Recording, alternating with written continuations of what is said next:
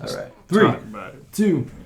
Welcome, everyone, to the Break Knyte podcast, where we talk about being creative and all that nonsense that inspires us to be creative, all the colorful costumes, all the sweet plastics, and all the other things that make us do the things that we do. Me being a maker and making a bunch of different types of things out of different types of stuff. I am Craven Knight, your main host here, who edits, produces, and all that nonsense. But here with me, as per usual, is the creative master himself, who can only introduce himself the way he introduces himself.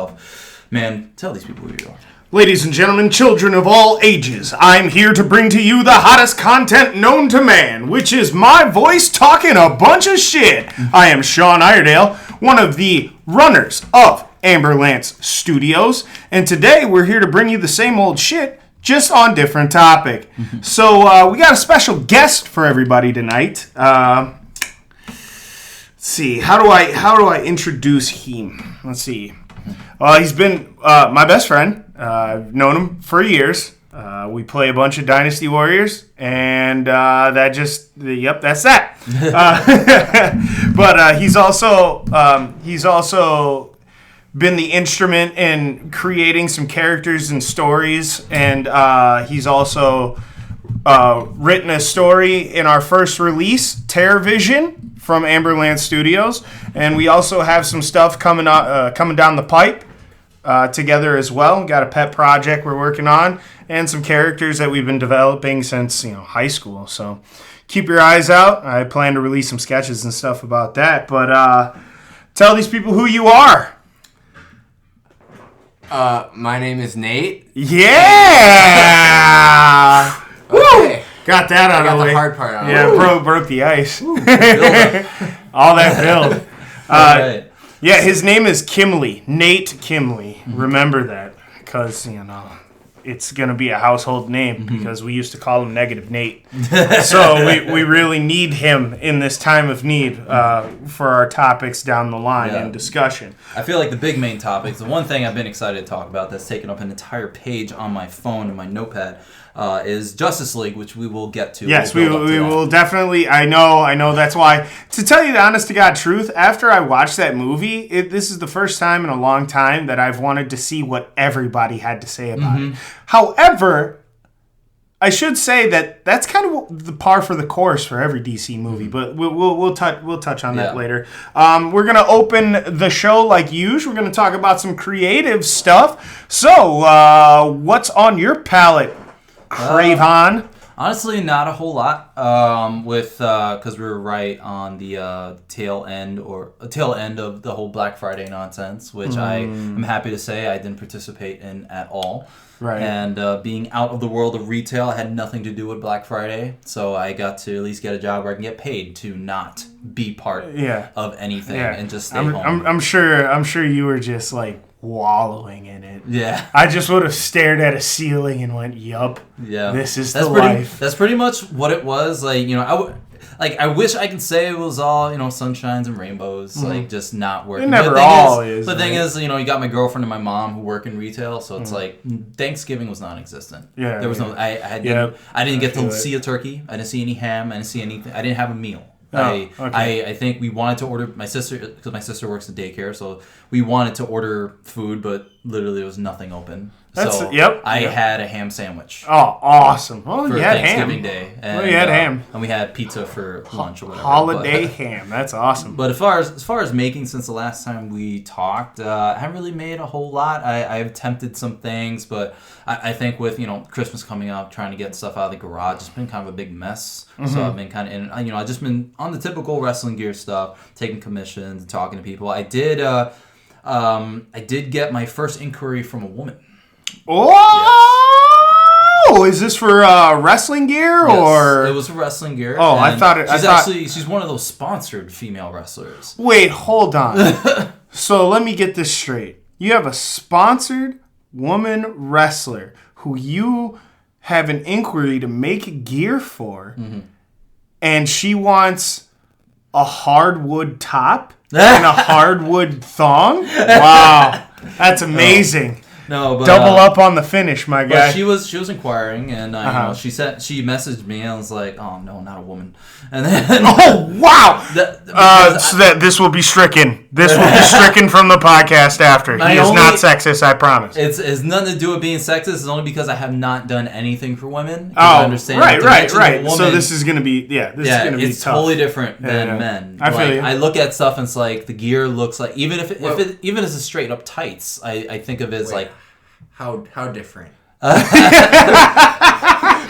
So is this about the ball baggage? Yeah, and that's the thing. Like, I feel like the tights would be made fairly similar, but there's going to be certain specifics to, like, you know, the measurements and how they're done. But my main worry is the top. Because I really do tops. Yeah, that's going to be, and I suppose that'd be really weird. So she sent me an image of the top. It looks pretty straightforward. It's just, then I start overthinking it and worrying about, like, the length of certain parts. Is this going to support you? Yeah. Is it, you know what I mean? Is it going to stay on? Is it going to move when you And because, like, you know, I'm kind of like the fabric whisperer at this point. I know.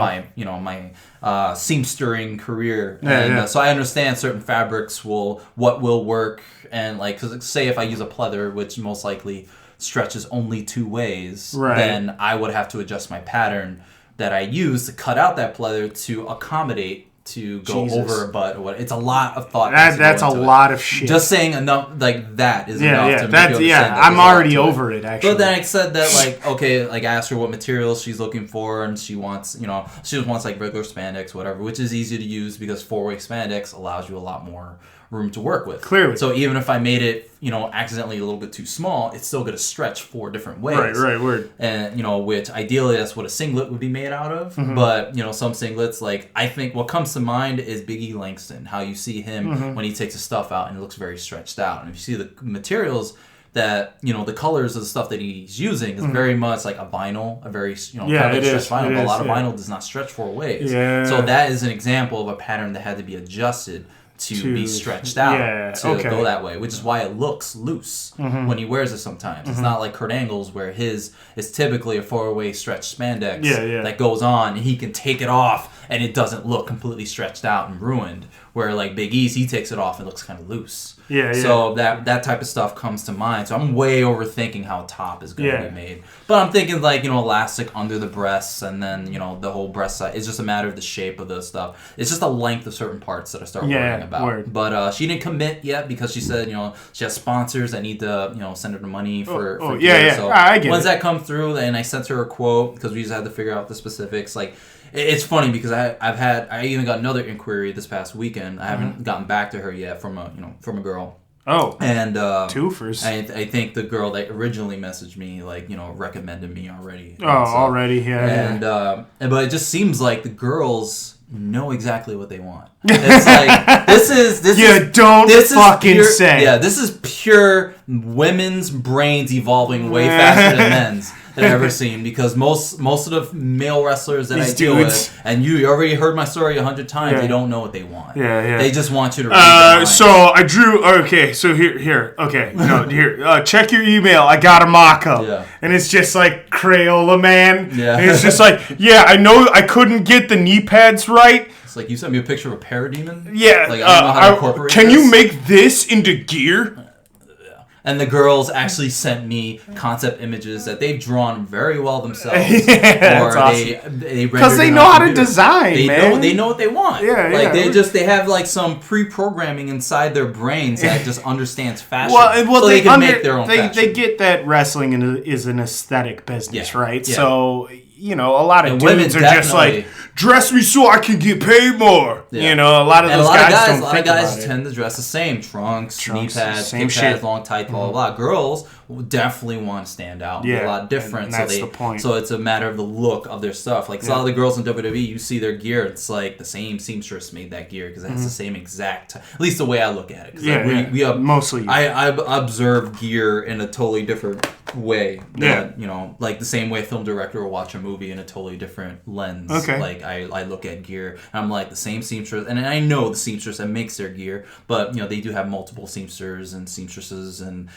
sometimes they outsource other people, and you can tell that the same person did that because it looks exactly the same. I can only assume. Yeah. So, but no, I got those inquiries, and one of them I have to get back to. The other one is going to get back to me. I gave her a quote and all that. Okay. So as far as the creative side, that's really it. There's another thing that I did, just a very small thing. Just made another foam board stand for my Wonder Woman that I got. But we'll get into that when we get to action figures. But that was like a 1, 2, 3 quick thing. Because I wanted to make my stands out of wood now, but it's like a lot of my tools are kind of covered in boxes because of all Christmas It's stuff. the holiday season, man. Yeah. I mean, shit's going to be different around the house. My stuff has been unplugged for a while, so I haven't been able to get to any woodworking stuff as much as I keep thinking about it. But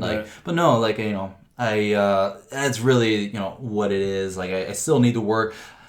I've had issues with the guy, not with the guy, but mainly just getting material for a guy that's in the UK that freaking PayPal fucked up and somehow still has my address from 10 years ago in there. Oh, yeah, we talked about that. Yeah, that I can't physically go into PayPal and remove it because when I go into my PayPal, it's not in there. But when I go onto the site and hit purchase, for some reason my default address is my address from 10 years ago. I had the same problem on eBay. So like going through all my, trying to figure out every way I could. You know, I got a hold of the resident and I got a hold of the office. I was trying to get a hold of UPS and got nothing. And like, so it's like, okay, so this material that I spent probably $50-$60 for, and almost $80 to actually get, or you know, altogether it's $80, is completely lost and sitting in limbo, and I can't get it. Yep. And on top of that, it's for someone in the UK, so that's like at least 3 weeks it's gonna take to get to them. That's overseas dealings, man. Yeah. So it's like, it was really, and this material is coming from New York, of course. So and it's like, I fucking hate New York so much, but like but yeah, I'm from New York, so I can say that. But Heard. But yeah, that's pretty much it for me. I went on the creative side. On my side, on my end of the bargain, not really much other than me just trying to get better at illustration. However, I did just finish a logo for a buddy of mine, Charles. You should look out for this. They have a hot sauce product coming out, and I did their first bottle logo for. It's called Monocle Cat. Enjoy that. I'm not saying they're hipsters, but I'll let you. Have to say yeah, I don't have to say shit. Either way, these are commissions I imagine you get that you're just like, yeah, all right. Yeah. Well, I mean, it's for that shit. Sometimes it's a lot of fun. Like like when I did the El Norte logo for Ben Allen, Chef Ben Allen, like that was a lot of fun. Okay. This one was a lot of fun. It's just that these people are my friends. These are people that I know. You know. Normally doing logo stuff is kind of difficult. It's absolutely difficult. But if I know the person, I'm way more inclined to say yes. Yeah. Just because I know them.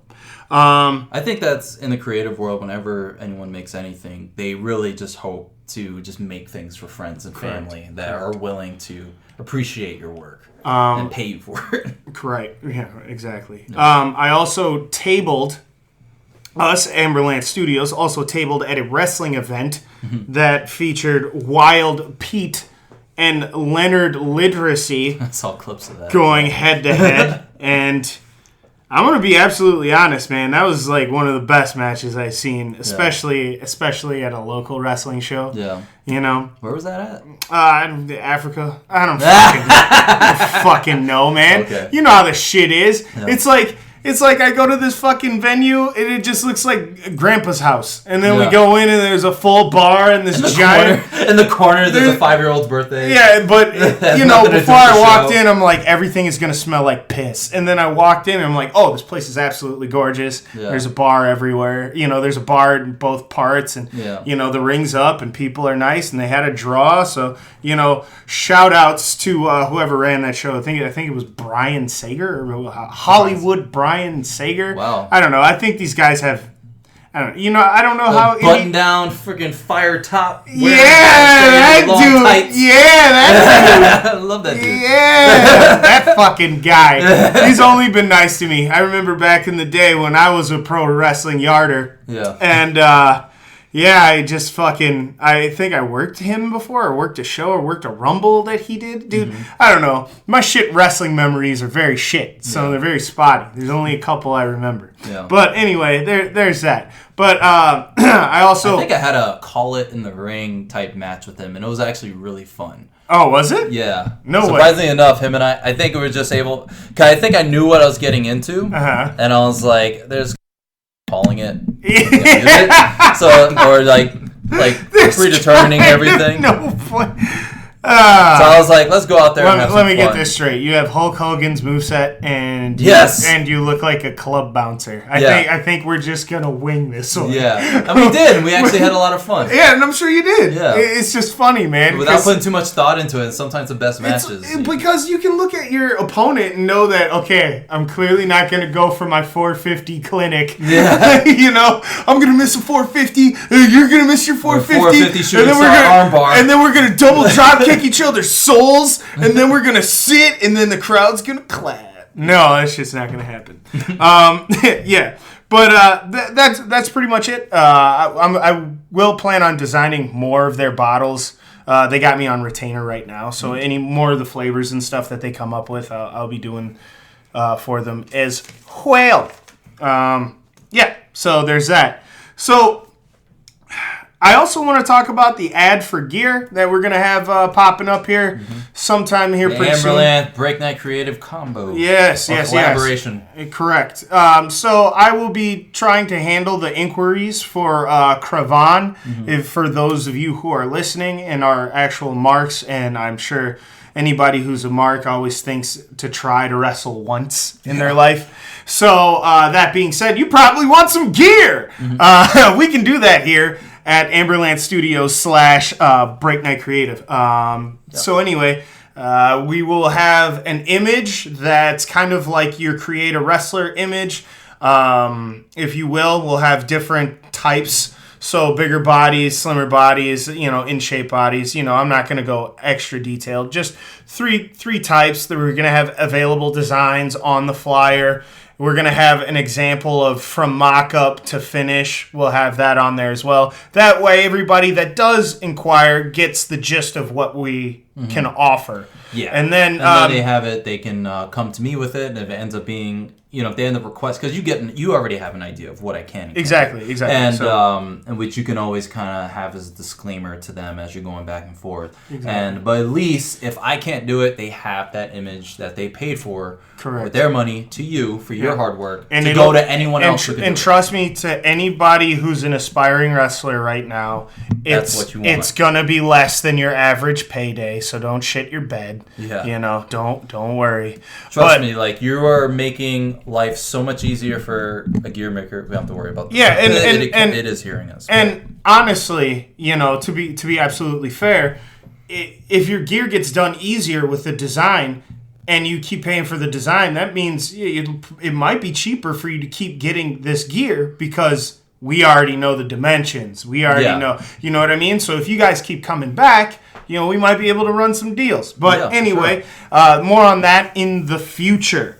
So before we get on to the meat and potatoes of this podcast, which is the entertainment half, I do want to, since it's the holiday season and it's coming up, me and my buddies, we're running a Secret Santa right now, and special people have special people, and we like to jerk each other off at the holidays and give each other massive gifts and huge orgasms. So hopefully you guys will learn to do the same. Anyway, there's a lot of stuff coming out. I know, for example, if you guys are into 1/12 collecting and 1/6 collecting, Mezco, for example, has their Aquaman on pre-order. Shit looks amazing. Also, they have the Thor Ragnarok Hulk, which is the best design Hulk on film. And fuck, that some bitch looks great. And I would argue that In comparison with the Hot Toys Hulk, yes, you are looking at a serious contender for the best Hulk, best looking Hulk. So now we saw that Hulk. We saw the Hot Toys Hulk on display at, I think it was Comic-Con. Yeah. And they showed it, and I was like, yeah, that looks good, but it left something to be desired. Like, I think it's the knees and the legs. I was very turned off by the way they decided to do the knee joint. Yeah, it was just really strange. It looked like he was wearing Hulk flesh pants. Yeah, Hulk shorts. Which one is this one? The hot toy Ragnarok Hulk. Now, that being said, Mezco shows its Thor Ragnarok Hulk, which is, as far as I'm concerned, it has, I think, better expressions on the figure. And the hair looks really good. And also, the way his legs look, they did the knees kind of the same, but it might be just because of the scale. But I think it looks better than the Hot Toy, because the Hot Toy looks really soft and really clean. But then again, it wasn't the final product. I just know so far, I'd say Mezco's winning on that front. Especially, that Hulk, I think, is, 135? 120, 130. Yeah, exactly. So if you want that Hulk... Yeah, you're talking like multiple weapons, multiple heads, I believe. Yeah, yep. 80 different kinds of hands. Exactly. It's like he's got sign language hands. Hulk sign language and shit. Yeah. He Hulk pretty. Amy. Oh, yeah, that's what we need. Yeah. Congo Hot Toys. And the Congo podcast. We're going to have a whole podcast about Congo. So that's just one. Lately, Prime One Studios, holy shit, Nate, I'll let you run with this one. Nate's a collector, mind you. I have to say that I have never really seriously considered figures before. I always thought, hey... or statues, but because figures over the past few years have just, in quality, have skyrocketed to the point where they contend with statues for how well they are sculpted. Yep. Yeah. Plus, they're half the price, if even, and they move. Yeah, correct. Which is the way I feel. So... It's always pretty sweet, because, me, I'm just a big fan of just like the 6-inch figures, and I think it's because I was obsessed with them when I was a kid. Yeah, so I think there's a carryover there. Yeah, so like the idea, like as cool as the ones, the 112s. Yeah, the 112 collectives. Yeah, the like Mezcos is what I just call them now. Is that 112? Okay, the 1/6 scale I'm thinking of. Those ones. Those big ones, like they're just they're cool, awesome looking dolls and stuff, but it's never really, as much as I've always kind of wanted them, it's never really appealed to me to really make the effort to get them as much as like if I see something like that in a 1/12 scale and you can it's like tangible, you can pick it up, it's like right there. It's just like, I don't know, just a lot more appealing to me to have like a 6-inch figure, because like my childhood just kind of screams for it. It's like those are the ones I wanted to play, like the DC icons. I love those because like those are the figures I wanted to play with when I was a kid, and I look at them, it's like I'd love to play with those, but I don't feel like I can. I'm afraid to break them. Right. And in this specific, like when we talk about premium collectibles, it's just kind of absolutely bonkers, because like Nate said, the technology and all this stuff has gone so much further. I'm sorry. He pulled up this Robotech statue, and I think I might shit my pants. To the Prime Studios.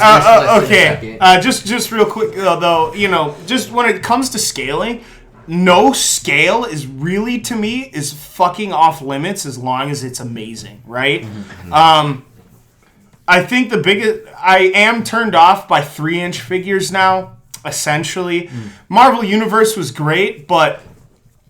The articulation gets lost and the detail gets lost. I think 12 scale figures are the perfect blend of articulation and size that, work well together. Mm-hmm. And I like 1/6 scale dolls and figures also, just because there's even more detail that goes into them. Yeah. But for that, you sacrifice a lot of articulation. And I think that's why I think 12 scale is a perfect blend. Now, when we run into statues, however, which are now hella on the map in my radar right now because of just one company comes to mind right away, and that's Prime One Studios. They're doing nutty shit, man. Crazy stuff. Like, what do you got? They have such a good array of licenses. Yes. That, like, every fan has something. Like, right now I'm looking at, they just came out with a DX version of the Gamera from the 1998 version, or is it 1999 movie? Yeah. The Gamera, multiple heads. It's scary how good they are. I mean, the Doomsday that came out. Yeah, that Doomsday floored is one of the greatest looking statues I've ever seen. I'm looking at for anime fans, there's a Revoltech. Or a Robotech that just is ridiculous, unbelievable. That don't they? I think they have the Guyver license too. And yes, they do. And if you guys know me, I'm a Soups fan, right? New Soups is I love the Rebirth Soups, but I absolutely love the New 52 design of Soups. And I think it's either XM Studios or Prime One is doing a statue of that motherfucker. And oh Lord, is he wonderful. And then they're also doing the rest of the Justice League and a Dark Side. They also do my dude Guts, from Berserk, and they've done the Berserk armor, and they do the Black Swordsman. And so if you guys just got, the ability to make payments on things, that would be the best one. Payment plans, because the biggest downfall, aside from owning a sculpture that some amazing artist has done and hand painted in a limited amount, say usually they never go over 10,000 pieces or some shit. Some of them are limited to 1,000, 500. So you always feel like when you buy this, you have something special. Yeah, and it absolutely is. So I think if you are a true diehard fan of something, that's when you cross into the realm of statues. Last I heard, I think it was either XM or Prime One had a Fist of the North Star in the works, and that could make me homeless. Speaking of homeless, I'm just saying that the Rao. Yep, that Rao. Yeah. The Rao on his horse was ridiculous. Seeing that Nightwing that you showed, I'm just looking up. I just had to show you that Nightwing, dude. Yeah, it looks fucking amazing. It looks so good. Damn it. Oh yeah, and then if I'm not mistaken, they did the correct Deathstroke. Yeah, and son of a bitch. The Geralt from Witcher. Jesus Geralt Christ. Son of a bitch. Yeah. Okay, yeah. Wow. So Mr. Freeze from Arkham Origins. Yes, the Arkham amazing. Origins Freeze is stupid. Oh my God. It's stupid. Talk about a villain that has yet to be properly done. Yes. Yeah, Mr. Freeze is underrated as shit. He is one of Batman's greatest villains. I think he's just fantastic, personally. So holiday season, choke on these figures because I'm gonna. Just tons of shit. You got the Arkham Knight Hot Toys Batman coming out. We got, oh my goodness. I'm also a collector of Play Arts Kai. I was a huge fan. Now I just buy them when they're right, because the prices for these figures are really high now. They're very premium priced now. So right now Kai is definitely coming out with a plentiful amount slew. The Final Fantasy VII remake. Yes, all that hotness. They're hitting Final Fantasy 14 pretty hard. Yep, and then also, what else? Also, they're Doctor Strange.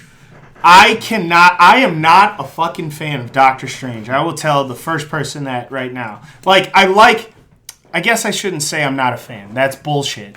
Because there are stories that he's great in, and his character essentially is good. I like him. But I wouldn't go out of my way to get anything Doctor Strange related, right?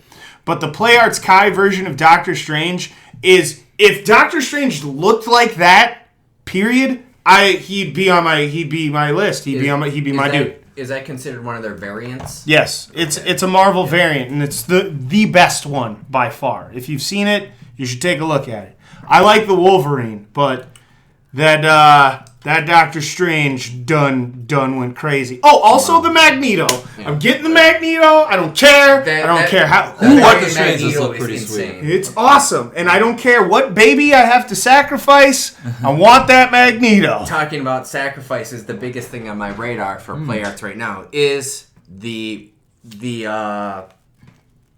Arts Kai Cloud's motorcycle. Yeah, the new one. Which opens up and has the swords. Finally has the swords, and it comes with the cloud and the goggles and the shit. I kind of want that Magneto, though. I'm looking at I know I wouldn't get a Magneto. I love the aesthetic of Magneto. I think Magneto looks awesome. I just feel like I don't deserve a Magneto figure because I'm not the biggest like X-Men or Magneto fan. But the way he looks, it's kind of like I look at Magneto. That's exactly what I said about. I look at Magneto the same vein I look at like Mobile Suit Gundam. Where it's like I don't follow the story. I love how I love the way they look. I love the mechs and I love building the models. Yeah, and they're amazing. Like, I have so many models, but if a true Gundam fan walked into my house, it's like, oh yeah, dude, like this was I like Batman, dude. I like Batman and building robots. I like sewing, bro. I like sewing fucking dick pouches, bro. So if you like mechs and you like Batman. It's kind of a sidetrack. Batmech. What? Yeah. Well, that story arc. I forgot what it was called. The Thrasher, or the that's Gordon, the name of the Gordon suit. Batman's. When Gordon got his suit. I didn't read that story. I didn't really. Awesome. I think it was called like Heavy Metal or something. I forgot what it was called. I just know that Gordon in that suit was awesome. Okay, he was because I saw like the cover Buster. Of it because I don't read the. I'm not like Sean where like every week I'm like on top of everything. Mm-hmm. Like I'm more of a trade or a paperback. Right. So if I see like I'm very much a read a book judge a book by its cover kind of guy. So I look at the covers. I'm like I gotta read that, and I talk myself out of getting stuff because like I still have like 2-3 graphic novels I still need to read because I still have like the Power Rangers one. I still have a Green Arrow one I gotta read, and like. I got so I don't get every graphic novel under the sun. It's it's a struggle to keep up with anything for sure. And time. I think over the look of it, I was I saw like the whole the machine of it or the bat suit or whatever. And I was like I'm not really into it. I don't know. I'm just kind of like those. I don't like change and kind of guys. But like if you guys are saying it's good, then like I bet it's worth a read. But I just haven't given that story arc a chance. Even the news story, like I think I tried getting. I'm not caught up, so it's hard for me to really just jump into stuff, unless I can get like one graphic novel that looks really cool, and if I heard good things about it, then I'll fucking read it. It's rare that I'm just like, yeah, you know what? I'm gonna get a freaking graphic novel. Like one of those rare times was like getting a couple of Green Arrow graphic novels because like I love the show Arrow. But, like, I feel like I really want to get caught up on actual Green Arrow comics so I can really feel like a Green Arrow fan. Because I just love... Because the Arrow show is pretty much the closest I'm going to get to a live-action Batman TV show now. And because that's what it's trying to be, which is the reason people mostly hate the show. Yeah. But I kind of dig it, and I like the actor, and I've grown to really like the characters and all that. But that's all another story. But when it comes to comics, like, I'm just, like... I really got to be able to justify buying new comics because, like, I don't make the time to read the ones that I have. Yeah. And then, it's more money, and it's something that you'd have to actually put some time into. Like, I go to Barnes & Noble, and I go down to graphic novel aisle all the time, and I'm just like, I want to get something. We all do. Yeah. And I'm, like, looking at something like, I want to get something, but I shouldn't because I still got, like, 3-4 graphic novels I still need to read. Yeah, you got to finish more. Yeah. It's hard. There was, like, one rare time that, like, I'm not one to just sit at home and read. I wish I was. Mm-hmm. To just shut everything off and just read a book. But there was one day that I literally read, and I know it's not a tall order to read a graphic novel cover to cover, but I read a Green Arrow comic book cover to cover, like in just one sitting, which I was actually no, it wasn't even Green Arrow, it was Nightwing. It was a Nightwing one. Oh, yeah, I can see that. And I literally, because I finished a Green Arrow one, and I just started reading a Nightwing graphic novel from beginning to end, which I was very surprised by. I just sat there for like 3 hours probably, but doing other things on top of it, but just sitting there while TV was on, just reading a graphic novel, which I don't ever do. which I wish I could do stuff like that more.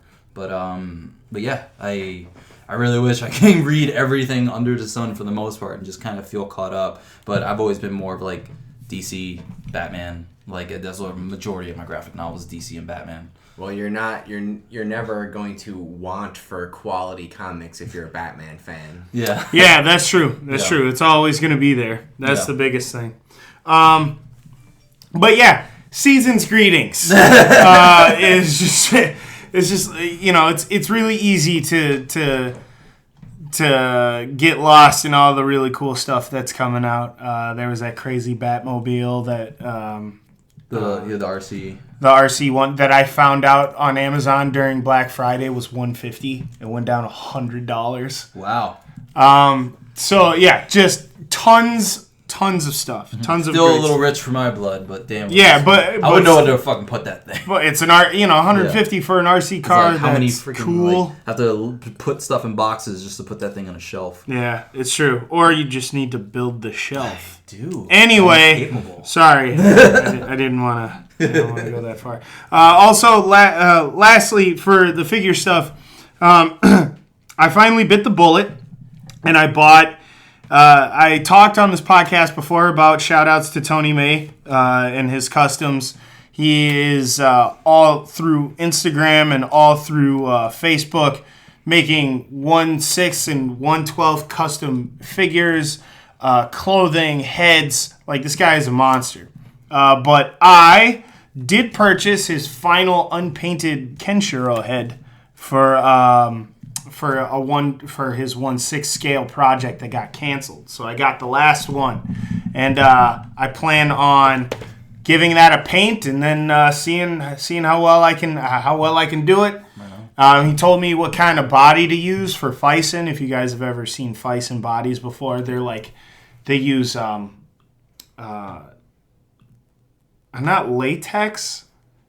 Maybe it's latex. I forgot what kind of rubber or fabric is used for the skin, but they're really flexible, really, really flexible, and there's lots of musculature, and they're well done.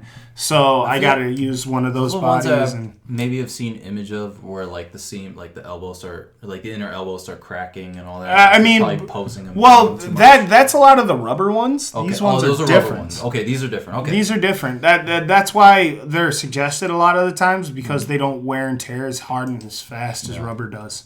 And they're relatively affordable. Like, you can get one of those bodies for $80. Okay. And that's it. Or $65 even, and then just be done. They make expensive ones with metal skeletons on the inside, so they're even more durable. It's kind of crazy. So there's that. How do you plan on going about the outfit? Well, there's a lot of different. I got a couple of different options. I already have a 1/6 scale Kenshiro that came with the black pleather outfit that could just get reapplied. But I think the M34 body would be too big for it. So I think I'm gonna kit bash and then just buy, whatever leather, because there's a lot of sites and a lot of companies and eBay sellers and stuff that make that kind of clothing. Yeah. And I would just run with the Mad Max take. Yeah. Make my own pads. We talked about it on podcast before because a guy tried to commission me to make a actual. Oh yeah, suit. Yeah, to make a suit for an action figure. I forgot what character it was for, because it seemed like a very obscure hero. But it was for the those SH Figure Arts blank figures.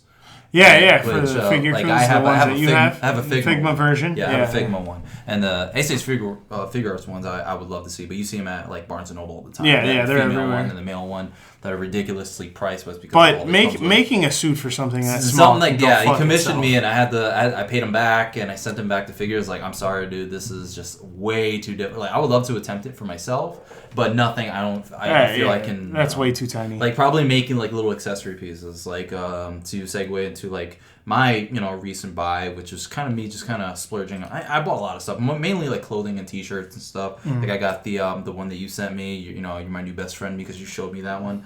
The Bullet Club Arrow themed shirt. Yeah. And I bought it. I was like, maybe I should Vigilante Club. Yeah, Vigilante Club. And I was like, okay, maybe I should wait until there's a 20% off. I was like, fuck it, I just, don't care. Yeah, I just bought it right then and there. Good. Like, I'm glad. That's and I got the better quality shirts. I think that's amazing. Yeah, I got the better quality shirts. So I paid like $33 for it, and I was like, that's beyond my rule of like paying for shirts. Because usually I don't believe in paying more than $15 for a T-shirt. That's fair, but especially if you're a guy who can tailor his own shit. Yeah, and I was like, I'll get an extra large. And if it's too big, I can fucking adjust it, which I've been doing with my shirts for work. Because like I dress up for work now, but I don't like wearing button-down shirts all the time. Like I like the idea of dressing up, but like I hate the collars because I can never fix them because of my arms and shit. Not to fucking humble brag about me being built. It is tough to fix a collar when you're as big as I am, because like I put on a shirt and I'm like, I can't. I'm just messing it up more. Oh shit! So these muscles are in the way. Accidentally kissing my biceps on the way there. Shit! But what I did was actually I stitched my collars in. Oh, did you? Yeah. Of course you. So I stitched them. Fucking course and you. And the idea of this came from Jackie Chan. Because if you notice, I don't know what to say. Okay, so I notice if you see Jackie Chan in like interviews he does when he's wearing his own clothes, he has these cool looking. It looks like he's wearing pop collared shirts, but they're not. They're kind of unique shirts where the collars are just kind of like they're smaller. Say like if they were popped up, the collars would be shorter. So they just had this cool look to them. I was like, I like that, and it reminds me of what I did with my polo shirts when I worked at, in retail and whatever. I just stitched them down so they weren't like, I look different than everyone else. But I did that, stitch all my collared shirts to be just, look a little bit different so they were all together and stuff. So I have to struggle with the collars being all over the place. But anyway, for my little splurge that I did, the one toy that I bought for myself was the DC Icons Wonder Woman. I love my DC Icons. I have my DC Icons shelf, which is right above my TV, and they all have the individual stand. So as soon as I got her in, I was like, what took me so long to get fucking Wonder Woman? Like, and when I got her in, I was like, she's literally, I don't want to take her out of the box, so she's literally one of the coolest, like, action figures I've seen, just aesthetically. Like, she looks beautiful. And just, like, the armor, like, I would love... Like, if I was a woman, I would love to cosplay as this actress. Yeah, and now I know why so many people do. Yeah, and, like, just because her armor and everything looks pretty sweet, it has more of, like, the kind of gunmetal look versus the gold on the armor. Yeah. So, it looks very cool, and what I can do with it. And because I have the stands that I've made, like, the foam core stands that I made for all the other figures, I had to make her a stand, especially since I'm going to have my Trinity front and center. Smart. So, like, I needed her to have a stand. So I did that, and I made her stand, I have her posing there and all that. But a cool thing that I want to do, because I still have the material, the same material I used for the cape for the Superman that you have me work on, I want to make her a kind of like a scarf rope type thing. That she had in the movie. Well, that you see her in the movie. You normally see her wear, but like it hit me when I saw in the movie that she wore that when she was talking to Bruce in Justice League. I was like, I actually would love to just stitch a small thing like that just to put on her and see how cool it looks. It's so smart, man. I can't wait till you do 2 of them. Yeah. Good job. Yeah. Now, speaking of Trinities, we've come to that point in this podcast, ladies and gentlemen. What you guys have always wanted, what you guys have been begging to hear about. I think it's more of us begging to talk what about it. We think of Thor Ragnarok. No, I'm sorry. That's what I think of Thor Ragnarok. You want to get Thor out of the way? No, actually, yeah. Let's Here, get Thor out of the way. Let me get Thor out of the way. All right. So, all right. So I have not seen Thor, but it's been spoiled to death so much so that I don't care. Yep, sounds good. It's not that I don't want to say. It's not even that I don't like Thor. I'm pretty sure, from the sounds of it, it sounds like a movie I would enjoy. Oh, if you like Thor, then you're not gonna like this movie. I have not seen the movie either, but I am in the same boat of not caring. Yeah. Like I just feel like I probably would enjoy this movie just because because it's advertising a movie. It feels like it's giving you what it's advertising. Yeah, sure is. As Guardians of the Galaxy. Yes, exactly. That's exactly what. And I think because I enjoy Chris Hemsworth in this role and him acknowledging, because I guess it was his idea to make this movie kind of how it is and just kind of make it stand out from the other ones, because the other ones are just a little too serious, I guess, in a way. Apparently. Apparently. As a huge fan of Thor in the comics, everything I saw in the trailers leading up to it was kind of painful to see. Okay. Yes, absolutely. Okay, so. All right. Hit us. All right, so. The last couple of years of Thor comics have been incredible. Honestly, to be absolutely honest, I'd say Thor has been the most strongly written character for the last 6 or so years in the Marvel Universe. Yeah, I'd have to agree with that too. Even because when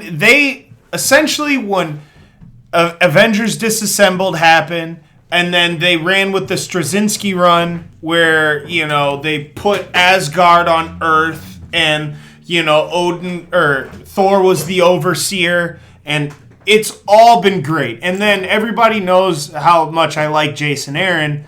Then Jason Aaron takes over the book, and it's been unbelievable. His run on Thor was unbelievable. It's so good. And that's also where I began my love affair with the artist. Esad Ribic. Yeah, that dude. Ooh, man, amazing. Yeah. So that being said, that Thor is everything I could want. He's serious, funny, but not on purpose. And it's just how the gravity of Thor. If you see Thor, you go, God of Thunder's in the fucking house. All right, everybody hold up. Let him speak first. What's your qualms? At the same time, Thor is such an interesting character because he is thousands of years old. Mm-hmm. So he has that over everyone on Earth. Right. But when he's out and about, he's still kind of a kid. Yeah, some of the bigger, especially to his mythos and pantheon, he's always the young god out of all of them. So there's always this brashness to him at certain moments. So it's like that clash of like wisdom and experience, and he still has that youthful vigor to go out and adventure. Exactly. And that's when you get a lot of the lighthearted stuff too. So chronologically, I liked the first Thor movie. It got a lot more right than it got wrong. And especially when you decided to bring Thor, Marvel's Thor, to the silver screen. When you brought it to a theater. I thought a lot went well there. Especially because I love Kenneth Branagh. I like how he works his actors because they have to act. I like that shit. Do I like some of the quippy funny parts? Yeah, some of it's great. To be honest, that Thor in the first Thor movie was funny because he was unintentionally funny. There are things that he was doing that he was out of his element that were hilarious because they're on fucking Earth.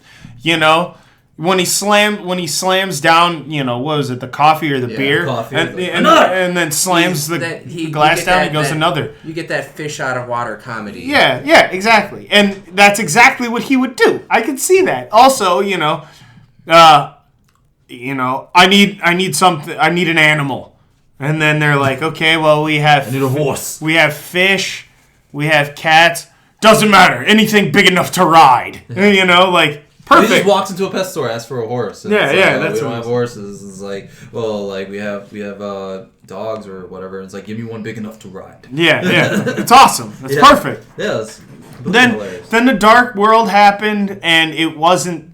Now, that movie gets shat on, and I'm not saying it's great, but it's not bad. No. It's really not. It's just boring. In the scheme of things, it's another middle-of-the-road It's another middle-of-the-road Marvel movie, correct. You're just going with the motions when Dark World happened. I didn't care, right? I think if I, at least in the back of my mind, out of instinct, I'm thinking, the first Thor was very Marvel. Mm-hmm. Second Thor was, trying to be like DC. Not that they were trying to. But it just felt like that. It's in the title. It was dark. And unfortunately, it was crippled by its lack of any real villain of any meaning. Yeah. It was another cardboard cutout. Unfortunately, it seems to be Marvel's, MO right now. It's just set them up and then knock them down. Yeah. Exactly. So anyway, Dark World was whatever. Whatever. There was a lot of cool action and ending sequences, I think, in that movie too, that kind of got squandered by the fact that it was just mediocre. Like the teleporting scenes were pretty cool. Yeah. Anyway, moving on. So Taika Waititi directed this film, and he said that he was utilizing, Chris Hemsworth comedic timing, and because we all know Chris Hemsworth is funny. Mm-hmm. Like, if you've seen him on SNL and you've seen him on these commercials and you've seen these behind the scenes Avengers shit, we all know the dude's hilarious. Like, he's got. He was like, I don't know if you saw Ghostbusters, like the new one. Yeah. Oh yeah, he was the best part. Yeah, he was the best by far. He was the best part. He was the best thing that also, if you guys have ever seen the new Vacation movie. Oh yeah, that movie is fucking underrated. Hilarious. Yeah. The movie's great. He's great in that too. Yeah. Now, Thor is a character. Chris Hemsworth is a character. Mm-hmm.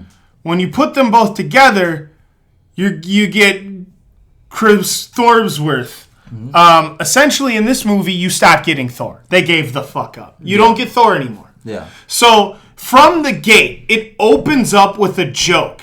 Like, it opens up with ongoing jokes. Like, he's trapped up in these chains, and then he's down in hell, essentially, and Surtur's down there. And so the movie starts the way the trailer starts. Yes, exactly. Okay. And then Surtur's down there cutting his promo, about how, all I need to do is, go back up there and seek my vengeance with the power of my crown. And then, Thor's like, oh, that's a crown? I thought it was just a really big eyebrow.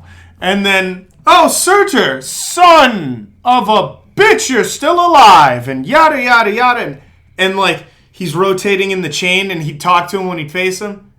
And then it'd be quiet because he's not looking at him anymore. So that was the first joke, right? And then it got me, though. And then it keeps happening. Yeah. So it happens like two other times. Okay. It happens 2 other times. Now, this movie you're gonna laugh at because it doesn't give a shit about itself. Yeah. Almost the whole way through. So it's not for Thor fans as much as exactly. No, it is absolutely the opposite of people who are fans of Thor. Yeah, it's like for the casual viewer. If you like Thor comics, you are going to fucking hate this movie. Hate it. They changed Hela's origin, understandably so, but still, it's just kind of annoying that she is the true daughter of Odin. So she is, Thor's and Loki's sister. Yeah. Instead of Loki's daughter. Yes, instead of Loki's daughter. Oh my God. The Warriors 3. Okay, fucking spoiler alert, everyone. Sorry, didn't. Anyway. So you spent years growing with the Warriors 3. Lady Sif was in Agents of S.H.I.E.L.D. That was really cool. There's all this cool stuff. To be fair, they changed out the actors and no one noticed. But you are aware that they are Thor's friends. Yeah. There's the big bearded one. There's the one that looks like Robin Hood. There's the chick and an Asian guy, right? Like, that's his squad. Yeah. They've been in multiple movies now. They've made cameos. We get it. Okay, cool. Hela's out. Who the fuck's Hela? Okay, Warriors 3, take care of it. Dead. All right, cool. Warriors 3 are all dead. What the fuck? Hope you guys like that. All dead. I shit you not. Within 5 minutes of appearing. Okay. So, Scourge, also known as Executioner, is played by Carl Urban, who we all love. If you're a nerd, you like Carl Urban. He's a fantastic actor. He's a good fucking guy. The new Dredd was amazing. Even in the second Chronicles of Riddick movie, I didn't hate him. It's just, I like Carl Urban. Star Trek, he does good. Star Trek was really good. I just like Carl Urban, the guy. He's great. But he shows up, Scourge. He's literally showing Asgardian whores his collection of weapons. And they're like, and he's like, okay, I got these guns and these weapons, and I call this one deconstruction, and right? Yeah, I shit you not. Is that a line? Yeah, something like that. Yeah. Oh, okay. I'm not joking. This whole movie's a joke. So I want you to think about that. They 86 the Warriors 3, like just we're done. Fuck you all, die. That's fucked up. But they introduce Carl Urban's character, who is literally useless. So Hela goes, "You look like a smart guy," because he didn't die with the rest of the Warriors 3 because he didn't run at her. Yeah. She goes, "How would you like a job?" Okay. Gives him an axe. Your executioner now. Jokes pursue. Tons of jokes happen. For example, You're kind of selling me on this movie mainly just as. oh, you're gonna love it. You're gonna love it, you filthy casual. All right. So then Thor and Loki get back to the reggae world. Planet Earth. They get down there and they're looking for Odin because Odin's gone missing. Essentially. Oh my god. Okay. All right. I'm sorry. They make jokes. Thor, for example, is really. She was like, "Hey, isn't the woman that broke up with you from Earth?" They really had to bring her up? He's like, "No, we didn't break up. I broke up with her. It was a mutual breaking. It was a combined breakup." So he just got butthurt, right? Yeah. So there's that. I'll just run through this in scenes. I'm not going through this chronologically. I literally love the idea of a podcast, just a regular series of podcasts that is you describing beginning to end movies that just piss you off. Because this is entertaining. I'm literally sitting back in this chair. This pisses me the fuck off. I wish I had Okay. So, you remember Anthony Hopkins, right? Like, I think he's an amazing actor. Yeah, I don't think one of the greatest actors of our time. Right? Yeah. Okay. You remember when he got cast to play the All-Father in the first Thor movie, and we all went, "Shit!" And it was like, "Yeah!" Actor in this movie. Yeah! And then there was that amazing scene where he cast Thor out because he was being a prick, and like that promo was just like, ugh. He was like, "You are a cool, vain boy," and all that shit. Acting. Well, Odin shows up, and they find Odin, and Odin's like, Hela, we buried that secret. She was just too crazy. Yep, that's your real sister. Yep. Well, Father, we have to do something. Well, my time's up, son. It's your turn. Dies. Sounds like a Simpsons Treehouse of Horror. Fucking dies. I shit you. No, I'm sorry. Fades into sparkles. That's what happens. So, the best actor, what could be of a generation, was just like, you know what? I'm gonna die today. Peace. So the truth is like, okay, I can't live with later, nerds, and then just fucking bites it, right? So then he dies. Hela shows up. I feel like that is an actual line from the movie. Thor throws his hammer. Hela goes, "Psh, no," and then one scene that we've seen a bunch of different times with different backgrounds. Oh my god! So he gets long story short, he gets beamed to Junk Planet, also known as Sakaar or Scar or whatever, Sakaar. So, not only are they insulting you by lying to you, telling me this is Thor and not Chris Hemsworth's Marvel movie, they now proceed to open their asshole over one of the greatest Hulk stories ever written of the last 10 years. You're describing this entire movie and I totally forgot Hulk was in it. So Sakaar... It would have been fine if none of this was a mention about the Planet Hulk story. So, Sakaar and the old past champions, like, that's all great concept, but they are completely washed over, right? Korg was this fucked up alien who had to kill his own brothers in order to stay alive in this contest of champions, right? That is the comic version. The movie version is voiced by the director Taika Waititi, and who is New Zealand. He's an Islander, and he's got a really strong New Zealand accent, and that is how Korg sounds. He's like, "Hey, I'm Korg. This was David. What happened to him? Oh, David, he tried to fight the champion, then he died. Are you the new David?" Ha ha ha ha ha ha. Get it? Whole crowd laughs. Okay, so then Thor runs around in a circle trying to find a way out. He's like, "Oh, hi again." He's like, "Is there no way out?" "No, you just ran in a big circle." Cue laughter. Whole crowd laughs. Okay. And then it ends, right? Oh, it keeps going. Okay, so then it comes time for Thor to show up in the arena and battle for his life. So trailer scene happens. Hulk shows up. Thor comes out. Hulk shows up. Yes, he's a friend from work. Whole crowd erupts in laughter. I swear, this whole film looked like it had an applause sign. Like, I swear it had a laugh track. Like, it didn't, but everybody thought everything was funny. Everything was funny. The casuals. Yeah. Filthy casuals. Like, you hear me laughing at this. I'm not just laughing at you explaining. I'm laughing at the idea of it. And it's like, it does sound entertaining to me, but that's because I'm not a true Thor fan. Right. Okay. So, I'm gonna just go ahead and move this along. Yeah, keep going. We'll do some PowerPoints.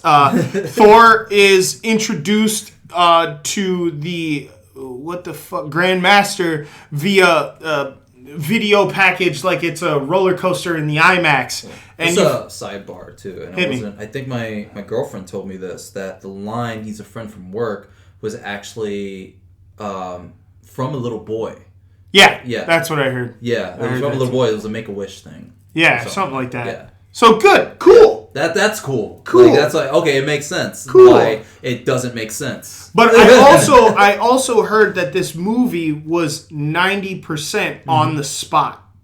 Like, it was mostly improv. Mostly improv. Which is probably why it is the way it is. Exactly the way it is. Yeah. So Thor gets introduced to the Grandmaster in this roller coaster thing, and Thor screams like a girl. Whole crowd erupts in laughter because he's afraid of a roller coaster. He's a muscular man, and he's the god of blunder. Anyway, they take this giant, crazy bladed contraption that looks like it's made for killing to cut his hair. Screams like a little girl again because Thor is scared of sharp objects. Everyone, yes.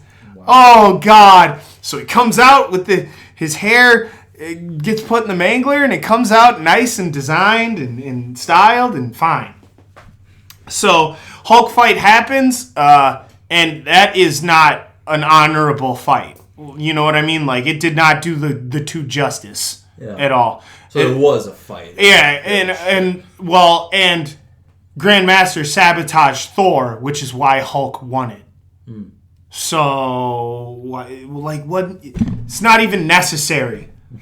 You know what I mean? Like, I just have Hulk beat him. Like, it's what fine. What service does that give either of the characters? Exactly. It makes Hulk look worse. So, let's take you to the Hulk, who acts like a big baby this whole time because he's been stuck as the Hulk, not as Banner, since he's been on this world. And Hulk is playing with toys and throwing balls at the wall and winning. Hulk, all Hulk does is win. You win. You no win. You weak. You're puny. And then they just play off each other. You're weak. No, you're weak. You're weak. No, you're weak. And it just plays off, and it just gets really old. Mm-hmm. And this giant climax, Hela, we'll go ahead and fast forward to the end. Hela shows up. Time for the Asgardians of the Galaxy to fight Hela. It's kind of a fight, maybe. Not really. Eventually unleashes Surtur on Asgard. And that's how they defeat her, because she's only as strong as Asgard is or something. Yeah, whatever. And then to save the Asgardians, who all siphoned into a ship because they're saving Asgard. All the Asgardians can fit into one smallish ship.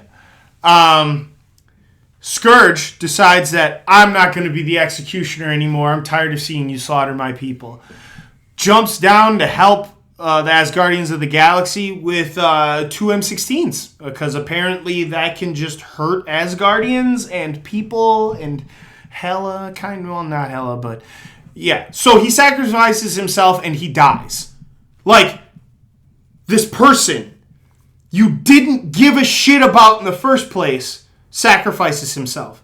Whereas if it were one of the Warriors 3, you'd already have an attachment. Yeah. Right? Like, I don't know. Long story short, fuck that movie. I don't care about Sean. I'm sorry. I'm sorry. I'm sorry. This is just how I feel.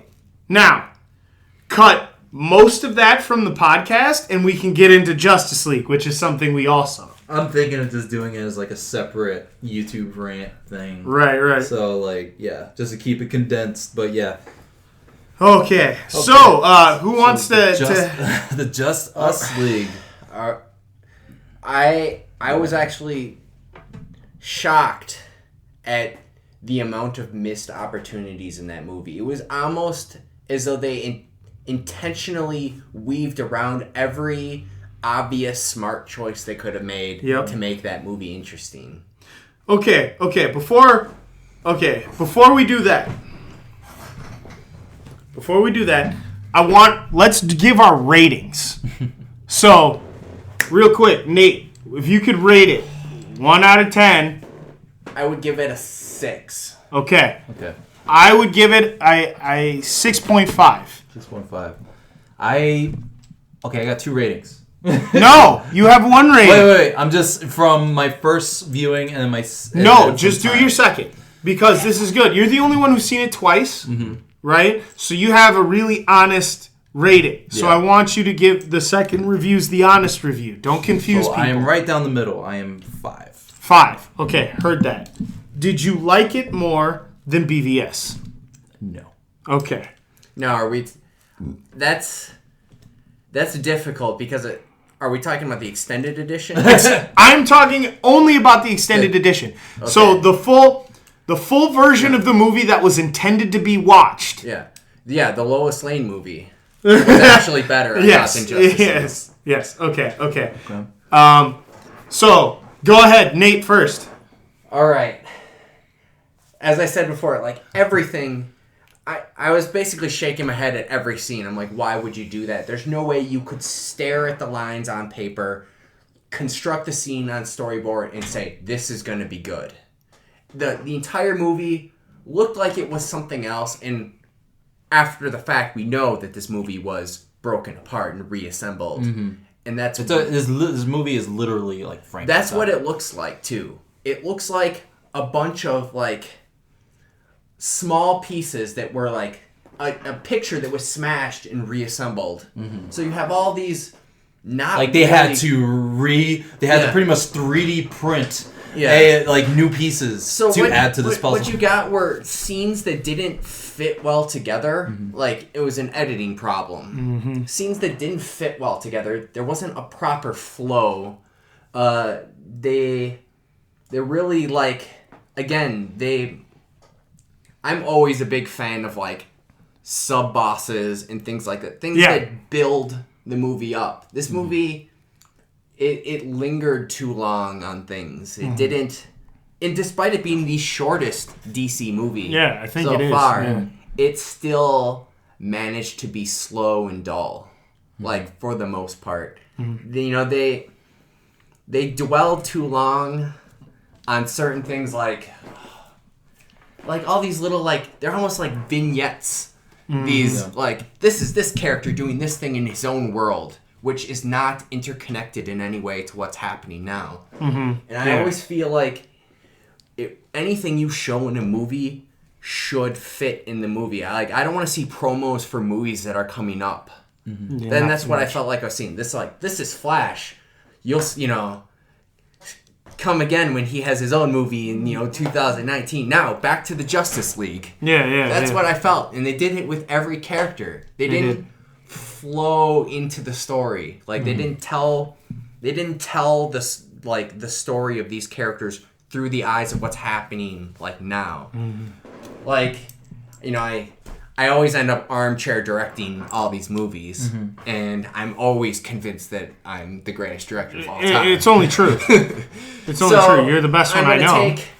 I'll make an example. Like, all these very isolated stories, like Cyborg, he had his own thing going on, and he should have been the most connected of them all because he was most closely connected to what the plot was about. Yeah, the mother boxes. The mother boxes. So rather than having like he should have started the movie on the run.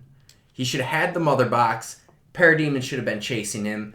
Maybe that's how you introduce Batman, like saving him. Right. Honestly, I would have had Cyborg. It should have been from his goddamn perspective, right? Yeah, it could have been told from his perspective, or I would have had him be like a surprise reveal. There's this hooded figure running around with the mother box, and everyone's after him. The Justice League is after him. Steppenwolf is after him. He has no idea who to trust because you have aliens and these superpowered beings, and then you got this hooded figure, and then at some big point you could have this. Oh my God, he takes it off, and he's this crazy cyborg dude. Yeah. I mean, that would have worked out. And then, bam, you have an introduction that also is relevant to what's happening. Yes, correct. Yeah. Okay. And, Superman was handled in the lamest possible way possible. Like, it literally came down to, we need Superman. Okay, rub these boxes together and let's all click our heels together and just think great thoughts. And he's back. So the way him let's being move on. brought Don't back, talk about it. Let's move on. The way him being brought back was like the lamest way they did it. Yeah, with the lamest way. I just want to get this out of the way. This should have happened like to the T. Steppenwolf should have used the mother boxes to bring Superman back at the very beginning, or it may have already. I think have happened. It should have already happened. They should have gone to Superman's grave and found it empty. Yes, and then that's when give him time to grow that mullet out. You know, think of the unveil if they still had to fight him, right? Yeah. And it would happen right at a crucial moment where one League member isn't there. So like Cyborg or say Flash went to dig it up because Flash is the fastest. Flash would go to dig up the grave and go, guys, it's empty. And they go, what? And then the second they say what, Soup shows up. So you would have your first meeting, your midpoint meeting with the main bad guy Steppenwolf and the Justice League, and the Justice would be like, we're gonna beat you up because we're the Justice League. Yes. And Steppenwolf is like, I am the bad guy, but I'm not gonna fight you because I have someone else who's gonna fight you. Because I'm not gonna dirty my fucking hands. It's just like I got stuff to deal with, and I've got this all planned out as a bad guy. Has a lot of paperwork to do. Well, I mean, long story short, I got a mother box to collect. I'll let you deal with one of my lessers, and then Superman just floats on, black suit, long hair, like stash maybe, just something, just dick hard, just hard ass dick. Yeah, the whole time. Everybody would just pop right there watching that. Yeah, exactly. And you can't tell me that isn't better than what they did, where they just kind of like, we're gonna use these. Like, I feel like a lot of different stories could have been a lot better than what we got. That's also very true. But I think my biggest, because I'd rather just kind of focus on stuff that, like, what they gave us and just pretty much just talk about what they gave us, because I think any one of us can definitely write a better movie than this. That's fair. And mainly, and I really would love to see Zack Snyder's cut, because there is another. I'm curious. I'm very curious because one of my gripes with the movie was the fact the lighter hue of the movie, the lighter tone of it, did not complement this movie. No, it did not work. And I think with the DC movies, sure, they're darker, but they also are written dark. So you can still lighten up the tone a little bit and not brighten the hues to Avengers bright. And still give us an entertaining movie. You can make Superman red and blue and still have him. Still have the movie you wanted. It's like, okay. It doesn't have to. Like I think like the Superman, like seeing, because honestly after seeing this movie I became more of the cinematic Superman fan. I really liked Superman more. Like I watched this, I came out less of a Batfleck fan and more of a Superman fan, period. Yeah. I mean, that was very intentional too, because part of the original cut didn't have as much Superman, or not in the way that he was depicted. This was a different story, and the story actually was supposed to have the black suit. What they did was a patch job. Is they tried they wanted to fix the Snyder Superman, the mopey. They needed a way to get him like the good Samaritan. They needed the correct role model Superman. They needed that. And they needed honestly, role model Superman. They did it pretty well. And they did it well. That was the biggest thing they did. Go ahead. That was the only thing I feel they did well. And Wonder Woman was still on correct. Like Superman's banter and everything felt right. Yeah, it felt right. That felt right. Like, did you see him smile? That shit was crazy. Like what I took away from it is that like, okay, like this Superman versus what we got in the other couple movies, that this is a Superman that's like experienced death and is happy. At least I look at it through that kind of lens, where he is experienced death and he is extremely happy to be alive. Hell yeah! Like that's how I just look at it. Like Bruce Wayne. Yeah, and my biggest issue with this movie is fucking Ben Affleck, because motherfucker did not put the work in. No, he didn't. And I get it, like. Snyder's Justice League was filmed right after BVS. And then they did the reshoots with Wheaton, and then they got Ben Affleck after he's already been at Burger King and McDonald's. Yeah, everybody's roasting him for being big, and honestly, I didn't see it. You didn't see it? Like, how the fuck did you not see that? Okay. Okay, so I get the puff suit period. Yeah. Right? Like, where he just, the cowl and the cape's off, and he walks in the room. Like, I was like... No, I mean... He looks a little round there. Well, but when he shows up to flashes after he shaved and, he's got the trench coat and shit, he looked pretty thin to me. Wait, no. Because but that was an original That scene. was the original shot. Because because you know how in the original trailer that they gave us, he says like, I need friends. He's like, agreed. Yeah. That's the original shot. We don't get that in the movie. What we get, he says agreed, but it's a different shot because it stands out because the background is green screen and his wig is off because his head is a little bit more rounded because he's gained weight from eating Burger King every fucking day. And because if there's multiple things I can take away, and lots of people have brought this up. Even Kevin Smith brought it up. Yeah. Kevin Smith. And a lot of things to take away from this movie, because the green screen, I fucking hate. Oh, throughout the entire movie. It's everything, because there is no... Like, I can understand how some of the outsides can be green screen, and some, like, very impossible shots can be green screen. But like, 90% of this movie is green screen, when a lot of it can be shot in practical interiors. So what we have to remember... Well, going back to Batman, outside of the like aesthetic problems, I think the real issue is there was no difference between him in a suit and him with the cowl on. He did not make that transformation. There was no effort to and what he put another the Batman thing suit on and he stayed Bruce Wayne. Yeah, and besides and everybody that, knows he's Bruce Wayne. Yeah, everyone knows, like, especially everyone in that town that Aquaman shouted. I was like, "You're Bruce Wayne, Batman, Batsuit, you're crazy, gnarly dude, I'm out." And tubular. But no, like what really bugged me about this Batman, that it was not Batman. Yeah. This was not Bruce Wayne. This was not Batman. And it wasn't so much that I wanted a brooding Batman. It's just that this Batman didn't know shit. He should know what the fuck Flash can do. He should be smart enough to know that Aquaman's not going to swim with a fucking jacket on. Yeah. He should know like he should know where everything, like, and one of the things, especially after seeing it the second time, when he goes, "Where are we, Alfred?" He should know where the fuck he is. He knows Gotham City to a T. There's no reason he wouldn't know. There's so much in this movie that proves that this Batman doesn't know shit about anything. And then the criminal that's tied up, and he goes on his comm, he's like, "Alfred." Yeah.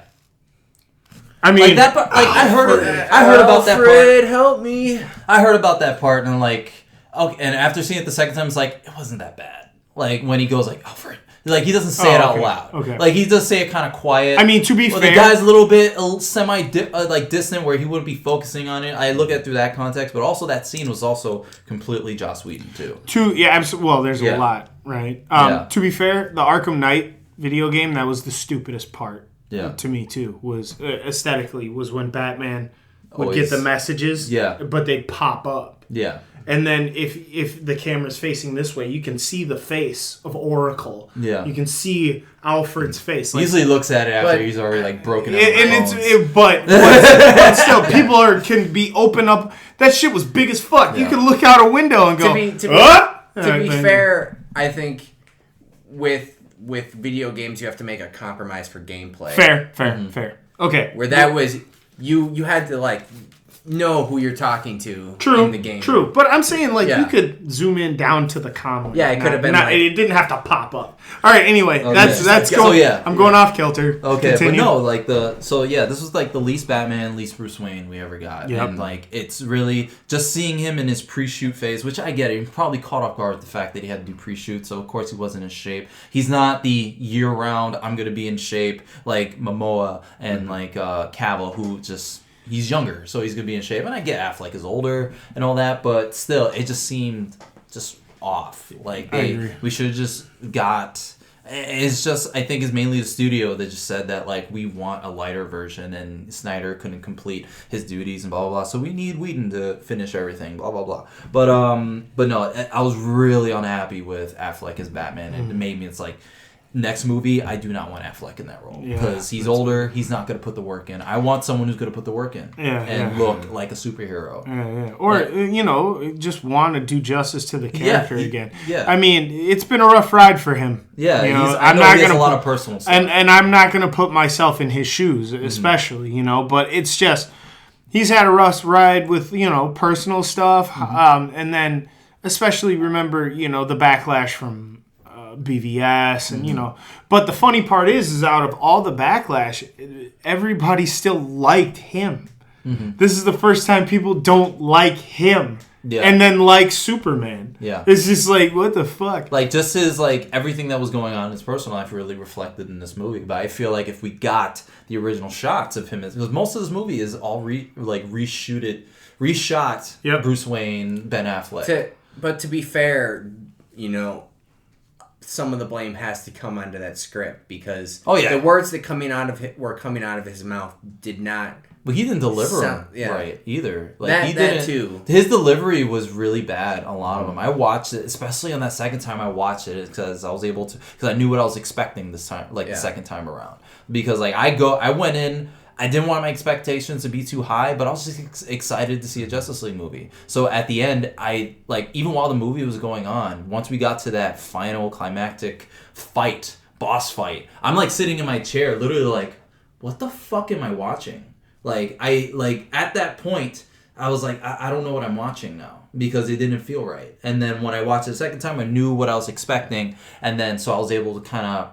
I don't want to pick it apart, but I couldn't because they threw it in my face. Yeah, every time he said something, I was always struck by the impression that that's not something Batman would say. Yeah. Every time.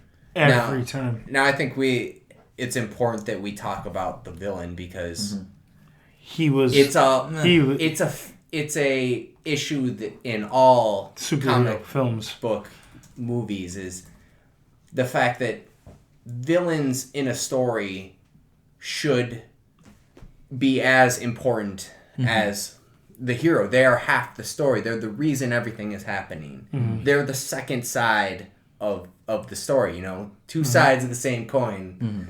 But again, we have this paper thin, and as we've learned later on that a lot of his backstory was cut out. So basically you end up with this guy who is evil because he's evil, and he blows up planets because that's what evil people do, and he has these magic boxes that are magic because they didn't tell us otherwise. Mm-hmm. And he shows up at planets and he rubs the boxes together and planets blow up. Mm-hmm. Yep. And of course, you gotta stop that because you can't have him blowing up planets. That's not nice. So is that the extent of it? That's all I got out of him. Yeah. Yeah, essentially. Okay, so that the boxes terraform planets for the growth of, the fucking apocalypse, right? Yeah. Mm-hmm. You get that. All right, fine. Now, I will say, personally, when it came to execution, the actor... I forgot the gentleman's name. He's in a lot of great films, but I think he's in Game of Thrones. I forgot his name though. But he is. All the lines were delivered perfectly. He sounded good. Everything was good. The design was not good. I didn't care. They could have made the design far better. Mm-hmm. I don't care if the villain is all CG. Don't listen to these fucking smarks out there who get upset that a fucking villain is all CG. That's never the problem. You need to put the villain in a predicament where you care about him, CG or not. Mm-hmm. You've had all CG heroes and you haven't bitched before. I mean, if that was the case, then none of you would be attached to Pixar movies. You can live with all CG characters. Get over it. The problem is that he wasn't written well. Mm-hmm. He did nothing. Now, essentially... When it comes to the Justice League, when I watched this movie, and I'm going to give my input now. When I watched this movie, I felt like I was watching a 2-part Saturday morning cartoon that I would have been really excited to watch, right? So it was like a special that was only airing on Fox, in 3 parts. That's what I felt like. Because that Batman was a Fox Kids Batman. Mm-hmm. You know what I mean? Yeah. That wasn't the Batman that we all wanted to see. Even kids, I don't think, wanted to see that Batman. Yeah, low key, because a brooding Batman is what you pay for. I don't care what anybody says, honestly. The biggest problem with this film to me was the CG, and I understand why it was bad, but it's still bad and it sucks because how much money that went into it? $300 million. Yeah. Oh, if not more. So I understand now. What we have to all realize as people, it doesn't matter because casuals see the movie as it is. They don't care about the backstory of the film being made. That's the shitty part, But they started trying to fix this movie in fucking July, right? So that means they paid for speed CG jobs. Quick reshoots of everybody, recalled every actor and actress, got the reshoots on, put in made a whole different story out of a cut, got a different director, all because Warner Brothers was so damn shook from BVS. So shook that they couldn't, they just didn't, they wanted to course correct instead of maintaining or at least staying consistent. Mm-hmm. Now, is the Snyder Cut better or worse? I don't know. However, I can almost promise you the story is far more coherent. Mm-hmm. From what we got, so the original cut was that Steppenwolf was the reason why he keeps saying mother is because he was confused by that going to release the essence of his actual mother, who then who was trapped in the mother boxes in order to overthrow Darkseid. Oh my God, what? We got Darkseid, we got an in-depth villain all of a sudden, and we have a reason for the mother boxes to exist. All of that. Also, there are tons of things that could have come out of that, because Mother is also a part of Cyborg. right? So, it just kind of it broadens. Yeah, they brought it up, and like for the casual viewer, they didn't really explain any of that because exactly. like when it came to that, because I'm not in depth on all the comics. Like I knew some of the knowledge I have is mainly from watching videos of stuff. It's like this is stuff you might have missed, and that's where I got it from. It's like, oh, I have to watch a video on YouTube to explain that to me, and not have when the movie should actually explain it to me. I mean, I'm a big fan of keeping people in the dark for some things. I'm not, like... Well, something like that, it's like, I think... Why is he calling it mother? Like, we should get that explained to us. Right. I think movies are stronger when they allow a person to learn throughout the movie, right? Like, exposition has its place, but I love being thrown into a universe and kind of learning about it as I'm experiencing it. Yes, that is some of the best stories and the best times I have are in watching movies are those kinds of movies where it's kind of a trick in storytelling, allowing universes to seem bigger than they're actually written. Is you're in this world, you're like, what is that? What is that? There's a story behind that. What are these guys talking about? And it just grows in your head. You let the person watching create the universe for you. So essentially, that giant battle scene did just that. You got to see lanterns and wizards work together to fight a threat in the past. That piques your interest. What that part should have happened right in the beginning of the film. It should have taken a page out of like Lord of the Rings and just shown this is the the three armies and just show you this thing like this is DC's strong point. This is what they have over Marvel is they have a mythology that goes all the way back to their inception, and it all matters because it all echoes throughout everything that happens now. They don't just scrub everything clean. They can say they're doing it, but everything kind of seeps back in. It's still there, yeah. Everything Jay Garrick's still important. Yeah, everything that happens in the Marvel Universe is important in some way or another. And that creates this huge mythology. And that's what DC should have done is, like, shown you in the beginning, like expand that scene, open with the armies fighting, just give us... Like, I still think Peter Jackson should have made this movie. And he should have made the Thor movies, too.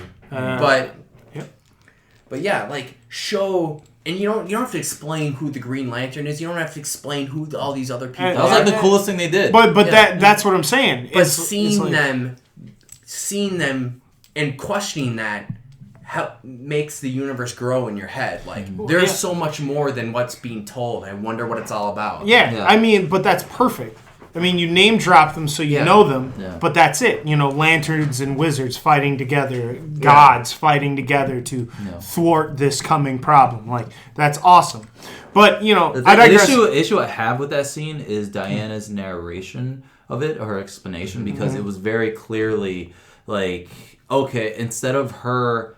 I think it would have did a lot more justice if they had her... No pun intended. Her walking with Bruce, doing the dialogue, and taking that dialogue and putting it in instead of it just cutting to her in a booth explaining everything that happened. Or, what could have even built it is if it was told from the perspective of Steppenwolf. I was just thinking about that. That would have been that would have been fantastic because they thwarted him, but it took it took lanterns, it took wizards. Although, I think, now this is, again, we're going off course into things we wanted this movie to be rather than what it was. But if that movie had been narrated by Desaad, to people who don't know Desaad, he's like the scientist who created the parademons for Darkseid. Imagine if this voice narrating pieces throughout the movie... You have no idea who the fuck it is. You have no idea who it is, and his reveal... you show scenes with him in it, but he's hooded, and then at the end, you show the voice, and then you see him taking it off, and he's on like Apocalypse, and you're like, it connects it to Darkseid. Well, Desaad is such a perfect. Desaad should have been Anyway. Desaad should have been on the planet. Which there was supposed to be more heavy dark side implications and all that stuff, which they purposely took out because they weren't sure how well this movie was going to do. Yeah, and it's crazy, man. I mean, just if the movie was narrated by a villain that only showed up in the third act. Yeah. Bam. Surprise! Somebody who was there, someone who was there, like, acting, like, making things happen, like, behind the scenes the entire time. Big reveal. Steppenwolf gets beaten, and then Desaad steps out, and you hear his voice, and you're like, he's the dude who was narrating this movie. Yeah, exactly. It's the 300. Yeah. 300's a perfect example. Yeah. How the guy that narrated the film and told the legend was the guy who they sent off. Yeah. You know, like, it's awesome. Anyway, but we can talk more about what we got other than what we can do. Yeah. And I'm with you on that because it's really easy. Because it's very easy because there's so infinite many stories. Yeah. They're literally written on paper of what stories we can get. So back to the CGI, Steppenwolf most notably was pretty awful. Like, you notice that in the fight scenes, everyone's doing flips and all this, and what is he doing? He's just doing these big, dumb swings over and over again, and everybody's taking these hits regardless of, like, you got Wonder Woman doing backflips and kung fu and stuff, and then he just does this big, dumb swing. And I think that was their way of trying to make focusing on something that didn't really fucking matter. Focusing on that axe. Yeah. Because of what happens at the end with the axe. Yeah. And it's but at the same trying time, to focus, like, this axe means everything to him, so he swings it. Oh, no, not the axe! But at the same time, they go against that by he nails people and they're not hurt. Like, you see in the beginning, he hits the ground and it's huge craters. Then he whacks Wonder Woman with it and she's fine. Yeah. Or he literally hits Cyborg with it. Yeah. He's like... Yeah. Not my shoulder. He should have nuked. Yeah. I just the scaling was off. The choreography was off for him too. Because he was very awkward and slow. It wasn't like motion capped correctly or whatever the excuse was. I mean, but it stood out as he was very slow, like underwater movements. Yeah, I agree. I mean, it's just the impact for somebody who's supposed to be a threat to the league was very little. Like his presence in the movie was like barely existent. Like there was like a good portion of the movie that'll go by and you forget that there's a villain in this movie. Yeah. And they'll cut to him. I could not help laughing when they fought Soups. And then you see the boom tube in the background. He's like, boom. It's like, oh my god. He's like, what the fuck are y'all doing? Whatever. It's like, I was like, okay, I thought that was great. Now there's another thing I want to throw out that I always find interesting because they do this in the comics, they do this in the cartoon especially, and that is they take key members, whatever Justice League member is at that scene who can most easily solve the problem is removed. It's part of the story. Like, it's just when someone shows up in the Saturday morning cartoon, Justice League, there's a person fighting the city. It's like, man, if Soups was there, he would just end it, but he's not there. He's off saving something else. They do the same thing. Like, standing in a field. He showed how many times does Flash twist his ankle in that movie? Yeah, because he has to. Because if he didn't, they would have won. I mean, it was the same with Superman. And I feel like the whole thing with Flash is that he's not fully developed. He's an infant. I get Flash and I get Soups both though. That's the thing. It's just the Justice League trait. Yeah, I'm not saying it was bad. I'm just it's a necessity because Superman shows up. He clearly just could crush Steppenwolf. He has no issue fighting Steppenwolf. Steppenwolf is completely overwhelmed. Superman just slaps him around, and then what happens? They're like, "Oh, finish him!" And then he's like, "Oh, okay. Oh, what's that?" Civilians goes away. Yeah. Thus, the fight can continue. Well, I kind of like that aspect. I did too. It really shows you at least he got humanity. Yeah. I just wanted to bring that up because it really bringing up that the severity of the issue is that they're fighting in this so-called abandoned town. Even though there are people there, not just one family, but a building filled with people that are. That just gave me I had to smile a little just because how many times I've seen that happen. Yeah, I'm just like. know, it's just like the comics. Yeah. But that's what most people want. They want to see the pages come I just thought it was kind of interesting. Like, they always find a way to remove, like, the key players like Flash or Superman. Because the League is OP as fuck. And the League, that's what's weird about the Justice League is they're so imbalanced. Mm-hmm. Yeah. But, I mean, that's why you have to be good when you write the villains. Yeah. That's why the story and the villain is integral in League stories. Because they have to be strong, but they have to be compelling and smart. Steppenwolf, but at the same time, Steppenwolf should have been a lot stronger than that. I absolutely agree. It didn't feel like he was this overwhelming presence that really united everyone to fight him at once. Like, he was literally some dude. He was like just bare. Like, even then, he was just kind of a threat. Kind of. That's it. I mean, shit. He was slapping people around with that axe, but they were getting up. Well, yeah. I mean, when he lost the axe and the parademons fucking started chewing on him, I mean, does that make him no stronger than the fucking parademons anyway? No. Yeah, you know what I mean? Like, it's just a lot of that fell apart. That kind of like seemed odd to me. It was very odd. So I really, the biggest reason I liked. I put this at a 6.5 is because I'm biased towards Soups and they got his attitude, demeanor right. Right? The fight when they fought him was the best part of the movie, I think. By far. Yes. Was my favorite part of the film. And when it slowed down, when Flash ran at him and he slow looked at him, I was like, this is fucking brilliant. Yeah. Like, that is perfect. That's what you do. Yeah. That's what you do. Because, you know, people complained. Like, I saw that a lot of people complain that, that basically makes Flash irrelevant, right? And that's always been the struggle with Soups and Flash. Yeah. It's because Soups is always fast, but Flash is broken fast. Mm. You know what I mean? Yeah. In the comics, like, Flash is insanely broken. Like, if from a video game standpoint, he is beyond OP. He's like game breaking. Yeah, he's game breaking. Yeah.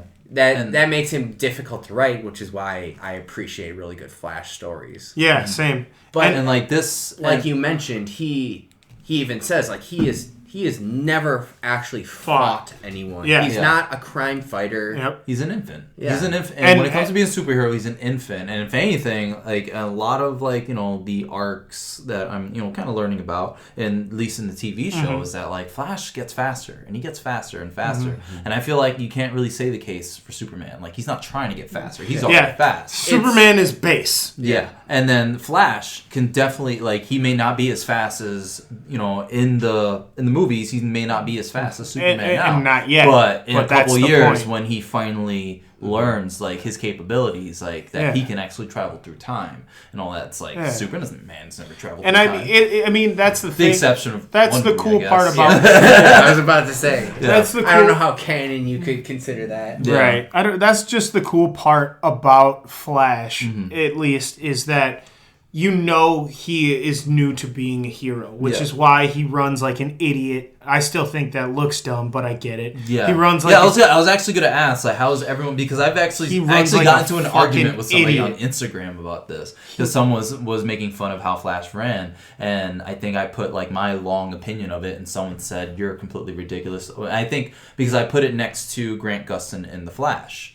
He runs in it, and it's I'm not talking about effects. I'm talking about how his body is.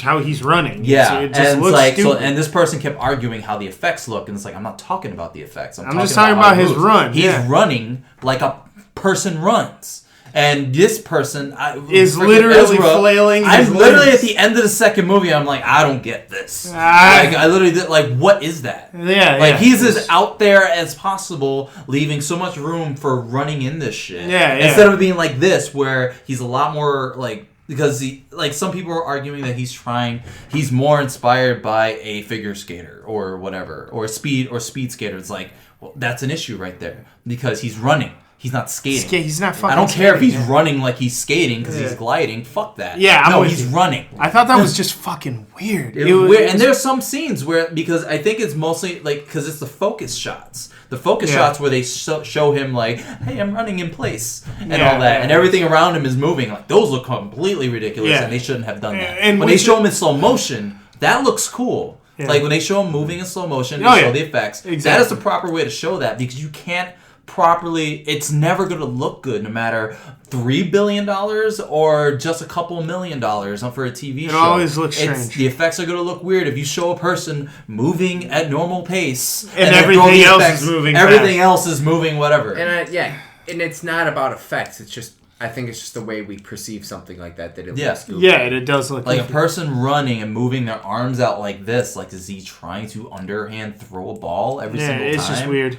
That's how I felt. Okay, so that was like one of my biggest pet peeves about Wonder Woman, was that in that film, she had this fucking ginger cosplay cheerleader fucking arm throwy bullshit to block the bullets. Yeah. Especially during the last parts of the No Man's Land scene. She's like, like, it was wrong. But they fixed it in Justice League when the bank robbers tried to mow down. Yeah. And then they nailed it. So I could also argue that she has grown. Right, yeah. Like, you know, we run the Ezra Miller argument. Like, just like in the next movie, if he runs well, we'll be like, oh. She finally learned how to run. Yeah, and then Cyborg looking like shit. Yeah. And then him getting better at the end, you're like, oh. Yeah. But at the same time, man, you have to get, this is the Justice League's first appearance. You have to get your aesthetics on a par that people find enjoyable. Aesthetics are so fucking important when this stuff happens, and which is why the worst part about the film was the CG and the clear masking of a fucking mustache that just went awry. Yeah, it was so bad, and that was the first thing you saw. It should right away. Like, oh yeah, in case you forgot that we here's Hugo this Weaving. And covered his face. Here's the first clip that is very Spider-Man Homecoming to remind you that Henry Cavill did not shave for this because we were contractually obligated to keep his hair in his face. Yeah, exactly. And it was unbelievable. Like the whole mustache thing didn't really like. It's hard. It's more funny than anything because a lot of the like the wig, when I complain about the wig stuff, it's mainly, that doesn't anger me. The wig stuff makes me laugh because it's like they got a completely different like makeup crew to do the reshoots for the hair and all that. So when you see Diana, where her hair looks a little bit more like, it doesn't look gorgeous. It just looks like it just got dried after she took a shower.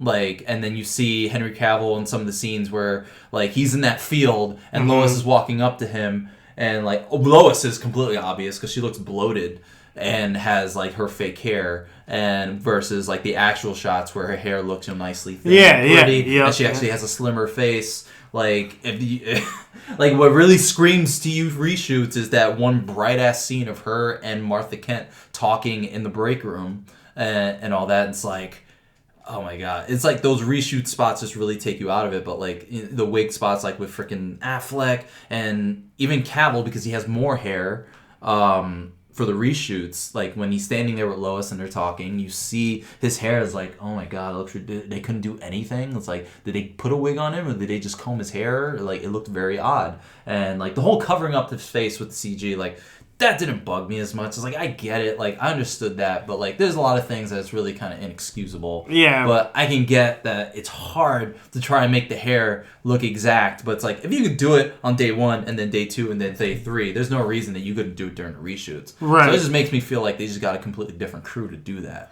Right. But the face stuff didn't bug me so much. Man, that's weird, man, because right away I was just yeah, it definitely looks weird in the beginning. Oh, God. It looks very laughable, but he wasn't in the movie as much as everything else. True. Very true. So I think that's probably why it doesn't bug me that much.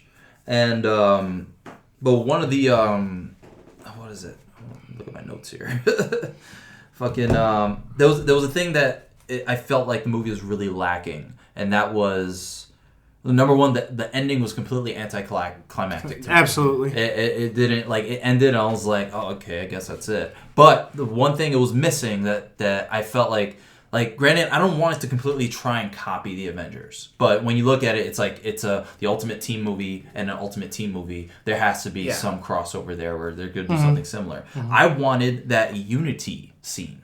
We didn't get that. No. And that bugged me. And well, that scene we got in the Avengers where Hulk comes and he's right there and he screams and they're circling around the team. And that gives you goosebumps when you first see it. Like, this is fucking awesome. And I'm not even the biggest Avengers fan, but these movies made me a fan of these characters because they wrote and that was the point, and produced them so well. But this movie is like, it lacked that unity scene. Like, I don't want them to circle around them, but I want them to give me something. They're Hollywood, or they're directors, they're fucking writers. They can be creative enough to make this scene that's like, yes, the fucking Justice League is on screen. There is no reason why the team couldn't play badminton with fucking Steppenwolf at one point and then just knocked his ass back into the boom tube. Yeah. You know what I mean? Because, I mean, what self-respecting fan of action movies, of comic hero movies, and of fucking just action in general wouldn't get off at a tag team scene? Yeah. Everybody likes it when one dude hits the other dude into the other dude into the other dude. Yeah. That's simple. I don't understand why that was hard to do. Justice League War did correct. It made me want to watch Justice League War. Correct. Do that. That's my palate. I would have even gone as far as to steal the final scene where they all fight to push him back into the boom tube, and and then they're like, oh, we just can't do it, and then Soups and comes in and Wonder Woman. That would have been awesome. Yeah. And it was sick because when they showed Soups and Wonder Woman in Justice League War, like teeing off, like beating them even further in, fighting better as a team. Yeah, versus, it was like, just when they're all meeting for the first time on the same day. It was just I mean, that movie. I really like Justice League War. Oh, yeah. I understand it was absolutely fast forward, but as far as like a good time, that movie did the right thing. Yeah. And they did all the same shit that Cyborg was doing in this movie, but Cyborg moved a lot faster. Yeah. And he was aesthetically pleasing. One thing about New 52, that storyline that I always thought what it would be like if they did it in a movie, because it's both a setup and a sweet climax for a movie, is what would have happened if they had, Steppenwolf, whatever happened to him, boom tubes up, and you see them all turn around, right? They're all patting themselves on the back, and you hear another boom tube, and you turn around, and it's Darkseid. No. Maybe he stomps them all on the ground, and then just says, like, maybe he doesn't say anything, he just leaves. Like, he just smirks and walks away. Yeah, imagine anyone who is a comic book fan or would be out of their seat. Yeah. You just Darkseid just walks out. Maybe they do the same thing. They just manage to push him back. But now all of a sudden there's this huge threat that they need to be ready for. Mm-hmm. I felt like when Steppenwolf got carried away, I'm like, something else in the back of my head. I was thinking that. I'm like, now is the time. Yeah. I mean, Darkseid should have come and got him. Yeah. Not even have fought. Yeah. Darkseid should have came and been like, you fucked up this time. You throw his ass back up. But Steppenwolf, he looks at the League, and then he just goes, not yet. I would tease it, just have his eyes glow for a second, and then just kind of fade back. He's like, no, I'm not going to make it. Steppenwolf's supposed to be Darkseid's uncle in the comic books, right? That's his uncle in the comic books. Did they rewrite him to be something? I thought I heard that they rewrote him to be something He's not. He's just a dude. He's just a dude, essentially. Okay. So, since we've kind of been going on and on, we want to end on a couple things. Definitely, we got to talk about the end credit scenes, of course. But also want to talk about the score. How did you guys feel about the score? It was a mess, and it was probably one of the worst I've heard. Okay. I have to be honest that scores are usually something I pay attention to the second time around. Gotcha. So I really can't say. I was way too busy mentally trying to reconstruct this movie into something that made sense as I was watching it. Okay. So for me, I knew, like, you know, going in, we talked about it before, like, that Danny Elfman was, you know, taking the helm on this. And so I was kind of excited. But I think my mind was too focused on the idea of hearing an awesome score that, like, I just kept focusing on it. And then there would be times where, like, the scene where Superman comes back and they're all fighting Superman, that was supposed to be one of the times where they actually have the Superman theme. Then they bring it in subtly, and I couldn't hear it because I was so focused on this one really awesome scene. And even the second time I saw it, I was like, I fucking missed it. I missed it again because like I was too focused on the awesome scene. It would have been a great time to kind of like reinterpret that Superman theme into something like dark and sinister for just. And that's what they did. Moment. That's what they did. They made it. They made it a lot more darker. Made it a lot more somber. I even watched a video that even showed it because I tried to listen to the score at the gym too. I tried to listen to it, and I really dig what they did with some of the Batman stuff. But after watching it a second time, I felt like it didn't. Danny Elfman did not. It's not good. It didn't. And it's not. Movie. It's not Elfman's fault. See, honest to God, dude, it sounds like a scramble. It sounds like what you saw. It sounds like there are a bunch of characters. What am I supposed... Okay, Batman's in here. Well, okay, Superman's in here. Okay, because he used Hans. He uses Hans's soups for a split second.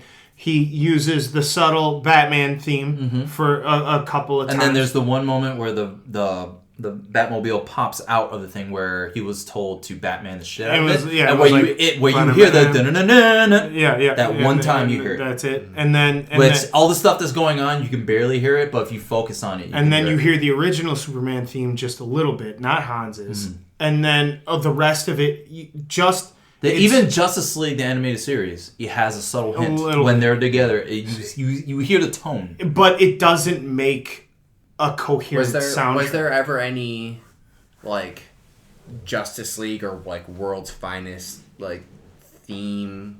There's supposed to be a theme. There's supposed the cartoon like has its Did it creep in at all? There's like the tone of it, kind of like the like it sounds like it. Like you can tell that he took from the cartoons. Like he took a little bit from everything and worked it in some way. And like the Batman one's very subtle. It's very cool when you hear it because like when he's on a gargoyle, you hear him. You hear that theme, and I got very excited the first time I heard it. But then after seeing it a second time, I was like, Danny Elfman does not suit this. It didn't do it. It sounds too cartoony. Exactly. And all of that was on purpose. Like you can tell. It's like everybody remembers him. You remember my themes, right? All these classics. All right, I'm back again. Yeah? You ready? You want to see the movie now? Yeah. Like, and the soundtrack just doesn't deliver. Yeah. You know, you'd know if the soundtrack was written for the story. This soundtrack was not written for the story. It was written for the characters that showed up. So he was just going through the motions. Yeah. So it sounds like it was pretty much just it almost sounds like it came down to editing. Like the scenes were misplaced and a mess, and the music, because of that, from scene to scene didn't. Well, he did come in like. Well, he came in after edits. Yeah, he came in when Joss Whedon. That's what I'm saying. So Joss Whedon was working with. You're right for what you see. Exactly. Yep. But what you see doesn't flow right. Exactly. So you can he's just tell. Trying to do his best. He's just. So I appreciate what he tried doing. I do too. I just feel like it just didn't work. And I feel like in a way it doesn't help that you almost feel obligated to like pull from all these sources, even if they conflict with each other. Yeah. Like, which kind of makes it now that I think about it, now we're talking about the score, it kind of makes it tough for the idea of a Zack Snyder cut to come out. Because, like, what was his thoughts? It would have to be... Well, remember, you know... Like, what was his plans for scoring? Well, it was Junkie XL. Junkie XL. And then he left. Well, he was taken off the project. Yeah. And then... I imagine it'd be hard to get him back just to do this. So. Right. So, but Junkie is making... I think he did, like, John Wick or something. He's on new, better shit. Yeah. Essentially. But, no matter what... The vision was far different. Junkie worked with Hans on, BVS, Man of Steel. So Hans said he was done doing superhero movies after BVS. So then Junkie was just going to take over all of it. Yeah. Which was suitable. That makes sense to me. Those are great scores. Yeah. So then they pull Junkie out, or they take him off the project, and they put him on a different one, which was just to put Elfman in after the reshoots. So it was just a clamor to get everybody to see this movie. Yeah. And it's just, it's sad. All right, post credits. Post credits. So first one, the Flash versus Superman racing scene, which I thought was pretty cute. Yeah, it was cute, and it served to endure the characters to you. Oh, there's the Superman that should always be. Yep. And there's the Flash that's gonna grow just really reminds you just how great Cavill is as looks wise. He's a great Superman. He sounds good too. Yeah. And it's an iconic scene that's been portrayed. Yeah, yeah. It wasn't ruined by cartoons. His arms being all the way out. But yeah, you're right. It's an iconic thing. So it was also a wink to fans because they've seen this before. It's it's an enduring scene. But other than that, I think it was just cute. Yeah, it was cute. Yeah, it was a cute bookend. The scene that I'm pretty sure means a lot to you. Almost. Maybe. I don't know. I can't tell. Daddy like. Okay, so the post credits was boat and some helmet and a sword hilt, and you can see that on a boat. As soon as I saw that, I was like, "Oh shit, really?" Because I don't check before I go to the movies. I always check right when the credits hit. I was like, should I stay for end credits? Or are there end credit scenes for this movie? Yeah, and you checked. And I checked, and I was like, it said there's 2 end credit scenes. I was like, okay, we just saw that one. There's one more. Okay, I guess we're sitting here for a while. So initially, that's how I felt. Yeah. So That's the first time I've seen expectation. Expectation met. That's exactly what it is. Yeah. So in the original post-credit scene, I think the Snyder Cut was going to have... Deathstroke was definitely in a different area. It looks like he was on an airship. In the test footage that you saw that they teased. Yeah, I'm bringing up the picture right now. It's definitely some kind of hangar. It was like an air hangar. It was supposed to be in I think in the Batman's That's what I thought. That's what I thought because behind him looked like vehicles, and that's what I thought too. So essentially, I was really stoked. But they go on this fancy cruise ship, and there sits a bald Lex Luthor. Thank God, who's composed. Thank God, and not Which kind of makes me wonder: he can grow hair. Did he purposely just keep shaving? Well, that's what I look at it. Maybe, who knows, man? Maybe he liked the prison look. Yeah, he doesn't want to be his father's child. Aerodynamic. So either way, he brings up Deathstroke says, "You better not be wasting my time." Yeah, and he was like, I see the heroes have formed a league. Don't you think we should form a league of our own? So insert the freaking joke that's been fucking ran into the ground. I get it. Don't need to mention it. It was a women's baseball movie. Everybody, Gina Davis. Every single source that has talked about it has brought that up. God damn. As if they're the original person to come up with that joke. Anyway, fuck that joke's dumb. Yeah. Anyway, Mangiello. Being Deathstroke, when I heard that, I was very excited because I like Mangiello for the most part. I think he's awesome. I think he's a fucking cool guy. Plus, he's a nerd, plays D&D live. He's a wrestling fan, too. He's a wrestling fan, and he actually listens to podcasts. Yeah. That dude does his, he nerds. He's for real. And he's married to one of the most beautiful women alive. Ever. And then, now, I'm surprised they didn't go with the TV show-esque Manu Bennett style, where black with gray in it, because he already has that. Yeah. And, Manu Bennett's already got it, so everybody was, I thought, a fan of it. Yeah. Anyways. But I think that him going all white was definitely a part of the reshoots. Okay. I think that because what they wanted to do was try to honor the heritage and like the character. Maybe like because I swore I saw images of like Snyder on like in that scene, like in that place. Mm-hmm. So I thought Snyder fucking did that. Maybe. Oh, that had his hair all white? Because not next to him all white, but him shooting that scene. So maybe that like close up was a reshoot. Maybe, I could maybe not. Maybe it just that I'm surprised they went with the all white. Yeah. That's all.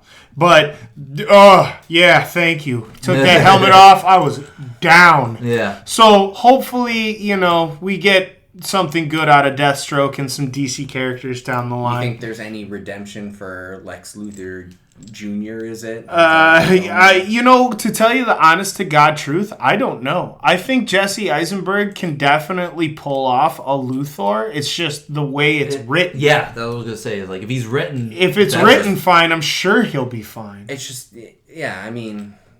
he didn't write his lines. And I know. It was probably Snyder's idea. He fed that dude candy. But I thought it was so bad that I want to like. I don't. Not my Luthor. I get it. I got too much hate not to give some to him too. Yeah, and that's absolutely fair, dude. It's like is Jesse Eisenberg being Jesse Eisenberg just happens to be Lex Luthor. Yeah, exactly. So I just didn't dig like the millennial. The millennial Luthor. I mean, mission accomplished. If they wanted hate, yeah, they got me. They got some hate. I definitely don't like that dude. Yeah. So there's nothing to do with his evil schemes. I definitely feel if he was written differently, and also the editing was because the editing was a little all over the place in the movie too, especially in the first cut. Yeah, and the extended was. Yeah, it just felt a little bit all over the place. I wish he kind of would have kept Mercy though, and she ended up being bodyguard. I was upset. I was happy that she was in the movie. Yeah. And that they went all out. They went all out with like the cyborg arm and everything. I thought that was very cool. Mm-hmm. But here we are. Where we are, Granny's peach tea, blowing up shit left and right. Yeah. Anyway, either way. I gave it a 6.5 just because I got to see the Superman I've always wanted to see. Wonder Woman was still solid. Cyborg was surprisingly well done. Now, I don't like his aesthetic at all. Yeah. But Ray Fisher, I thought, did a great job, even with the little lines that he was provided. Mm-hmm. He was important in this movie, and I think his importance would have been even greater if he should have been like the third mother box, if anything. What if the mother box became what he was? Yeah. Which I know I'm not the first one to say that. More people said that. Like he should have been the mother box. That should have been the thing because that would have made a huge difference because he would have to probably. But again, going back that he should have been more of the focal point of the movie. And I agree. I thought that of all the characters with their quick little vignettes, backstories. His showed the most potential for its own. Exactly. I mean, just like the little things, him waking up and the next morning, he has evolved. He can fly, and he doesn't know what he's becoming. I think that makes for a very. It was an intriguing character and an intriguing way to build him, especially with the little bit that they were, especially trying to cram everything into 2 hours. They were. They did a good job of really just kind of helping you understand this character and the struggle he's dealing with just kind of getting all this stuff and learning everything as he's going and stuff. And as for the looks, they did show as part of the end, that he is evolving to a more traditional looking cyborg. Yeah. But like I said before, aesthetics are something you have to nail. They still have to be good first. Yeah. So I think having him look the way he looked like that for the first hour would have been fine. Mm-hmm. But have him visually evolve through the film, not just Well, they did have a clip of him making a helmet. And then that was a Snyder cut. That's a whole nother podcast in itself talking about that whole scene of him flying through the clouds and having the helmet. Yeah, and like you said, that would have been a great moment in the final fight where he he's pushed himself to the point where his body has to evolve on the spot to fight Steppenwolf. Which is great. So Fantastic. he grows the armor and like the big gun hand. Exactly. Because that happens when they fight Supes. Yeah. And it just happens out of nowhere. You couldn't control it, but then he had all the control like a little bit later on and stuff. But it could show just a little bit of him learning and adjusting so that you're like, I want to see what is next for him. Yeah, I agree. And I did have issues with Flash only because I did too. Yeah, he just didn't seem like what he should have been. Not that like I get he's supposed to be like the kid, the infant, doesn't know much, but and also a comic relief and blah blah blah. But a lot of people saying that he stole the movie is like, sure, he probably easy, bro. He was humorous in the scenes that he was in. Yeah, it's funny because I found him to be the most forgettable aspect. I agree. Of that movie. I absolutely agree. Yeah. I found because his whole The Office, Jim Halpert like looking into the camera type of humor. Really, where it's like, sure, he's not looking into the camera, but he's all facial expressions. Yeah. And that's all he was, and that's all he was pretty much good for. It's like, yes, he did great. Like, the one standout scene when it came to his facial expressions was that one awesome scene with Superman. Well, him and his dad was a really good scene. That was a good scene, too. That was establishing characters. I thought that the scene with him and Batman, where he's like, just save one person. Yeah. Like, that was important. I thought that was really good. He's like, what do I do? Just like save one person. And then what? Then you'll know what to do. Yeah. And you saw that like he saved one person, then he realized what he could do. And what he could be. Then continued to save people. Yeah. But I felt like him as like Barry Allen, like it just felt like he was just kind of like background, and he didn't really do other than trying to be like, we need you to make this face so you can be, people can laugh and blah blah blah. It's like that's what I took away from it. They overplayed the awkwardness. His awkwardness was just like, if they would have taken it down a hair, I think it would have been a lot different. Because a lot of it, even one of my notes is that like they tried to be funny, and they tried too hard to be funny and to be lighter. Yes, they tried to make him Thor the Dark World, or not Thor Ragnarok the whole time. I think he just needed like Thor Ragnarok. I think he needed one more scene, where he really kind of had a chance to like shed the facade of him being awkward and stuff, and like pour his heart out. Like they hinted at it with that Batman scene, but like after a certain point, maybe before the end, like he needs to like come out and be like, I'm scared to death. What and like what he's really feeling, not just like the awkwardness and the jokes, like, oh, I'm nervous because I don't know what I'm doing, like.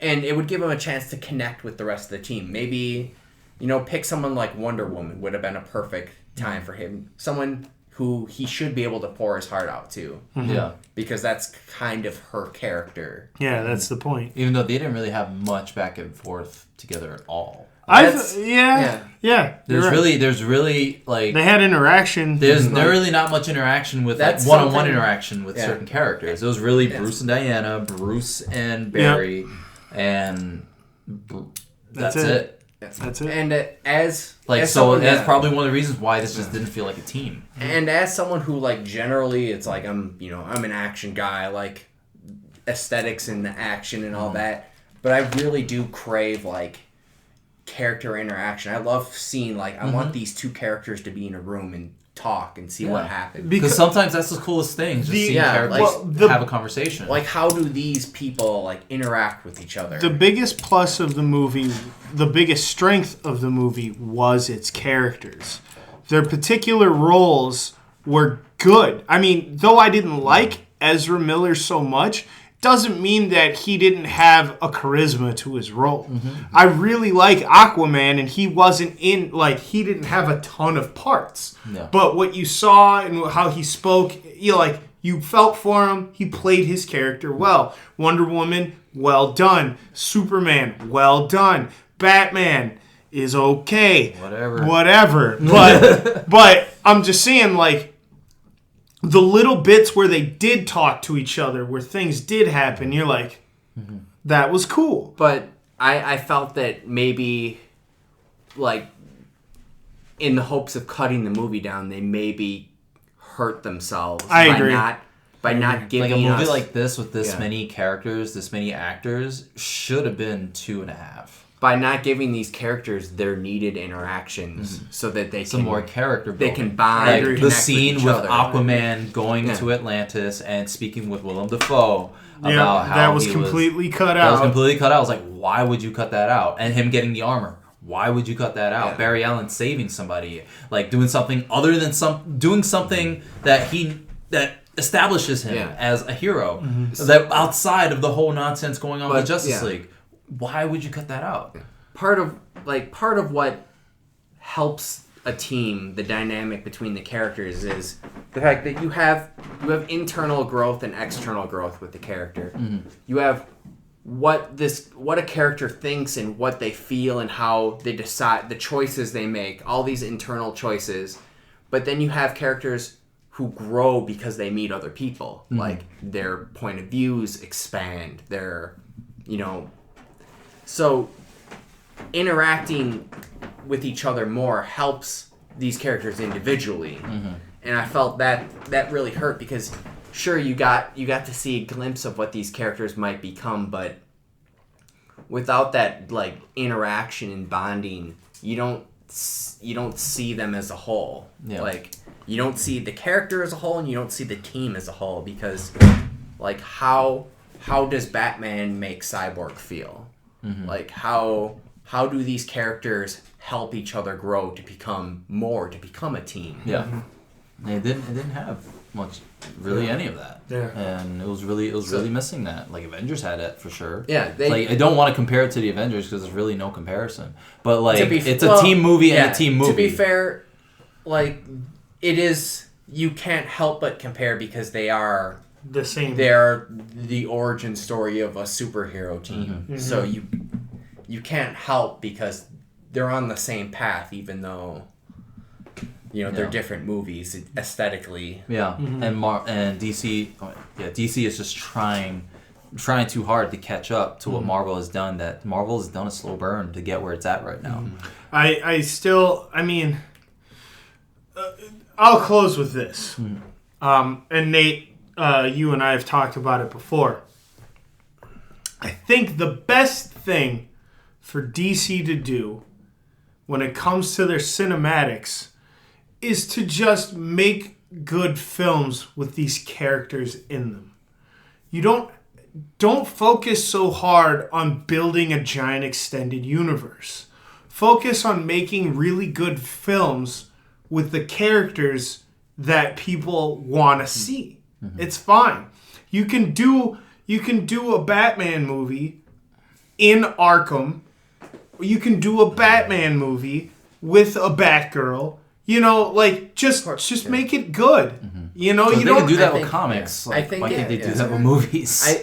I think it's a mistake for DC to tackle the giant overlapping story arc. I think they would not only set themselves apart, but have a chance to really elevate themselves, is to have these like individual stories. They don't even have to be the same actors. Like they don't have to be, just like write an encompassing story, a beginning and an end, and just tell it, and people are gonna love it.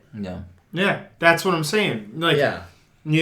Front to back, write a really good story, pepper it with some action, and make sure the actor pulls the character off. In a perfect world, like, for sure, we can definitely get that. And there's some cases where we definitely have awesome movies that get out there where we get an amazing story with a great director, or Hollywood actually somehow shat out something that was beautiful. Or just let something happen without dipping their hands in it. Because sometimes the more Hollywood dips their hands in it, the more shitty stuff comes out. It's only getting worse. As revenue and numbers.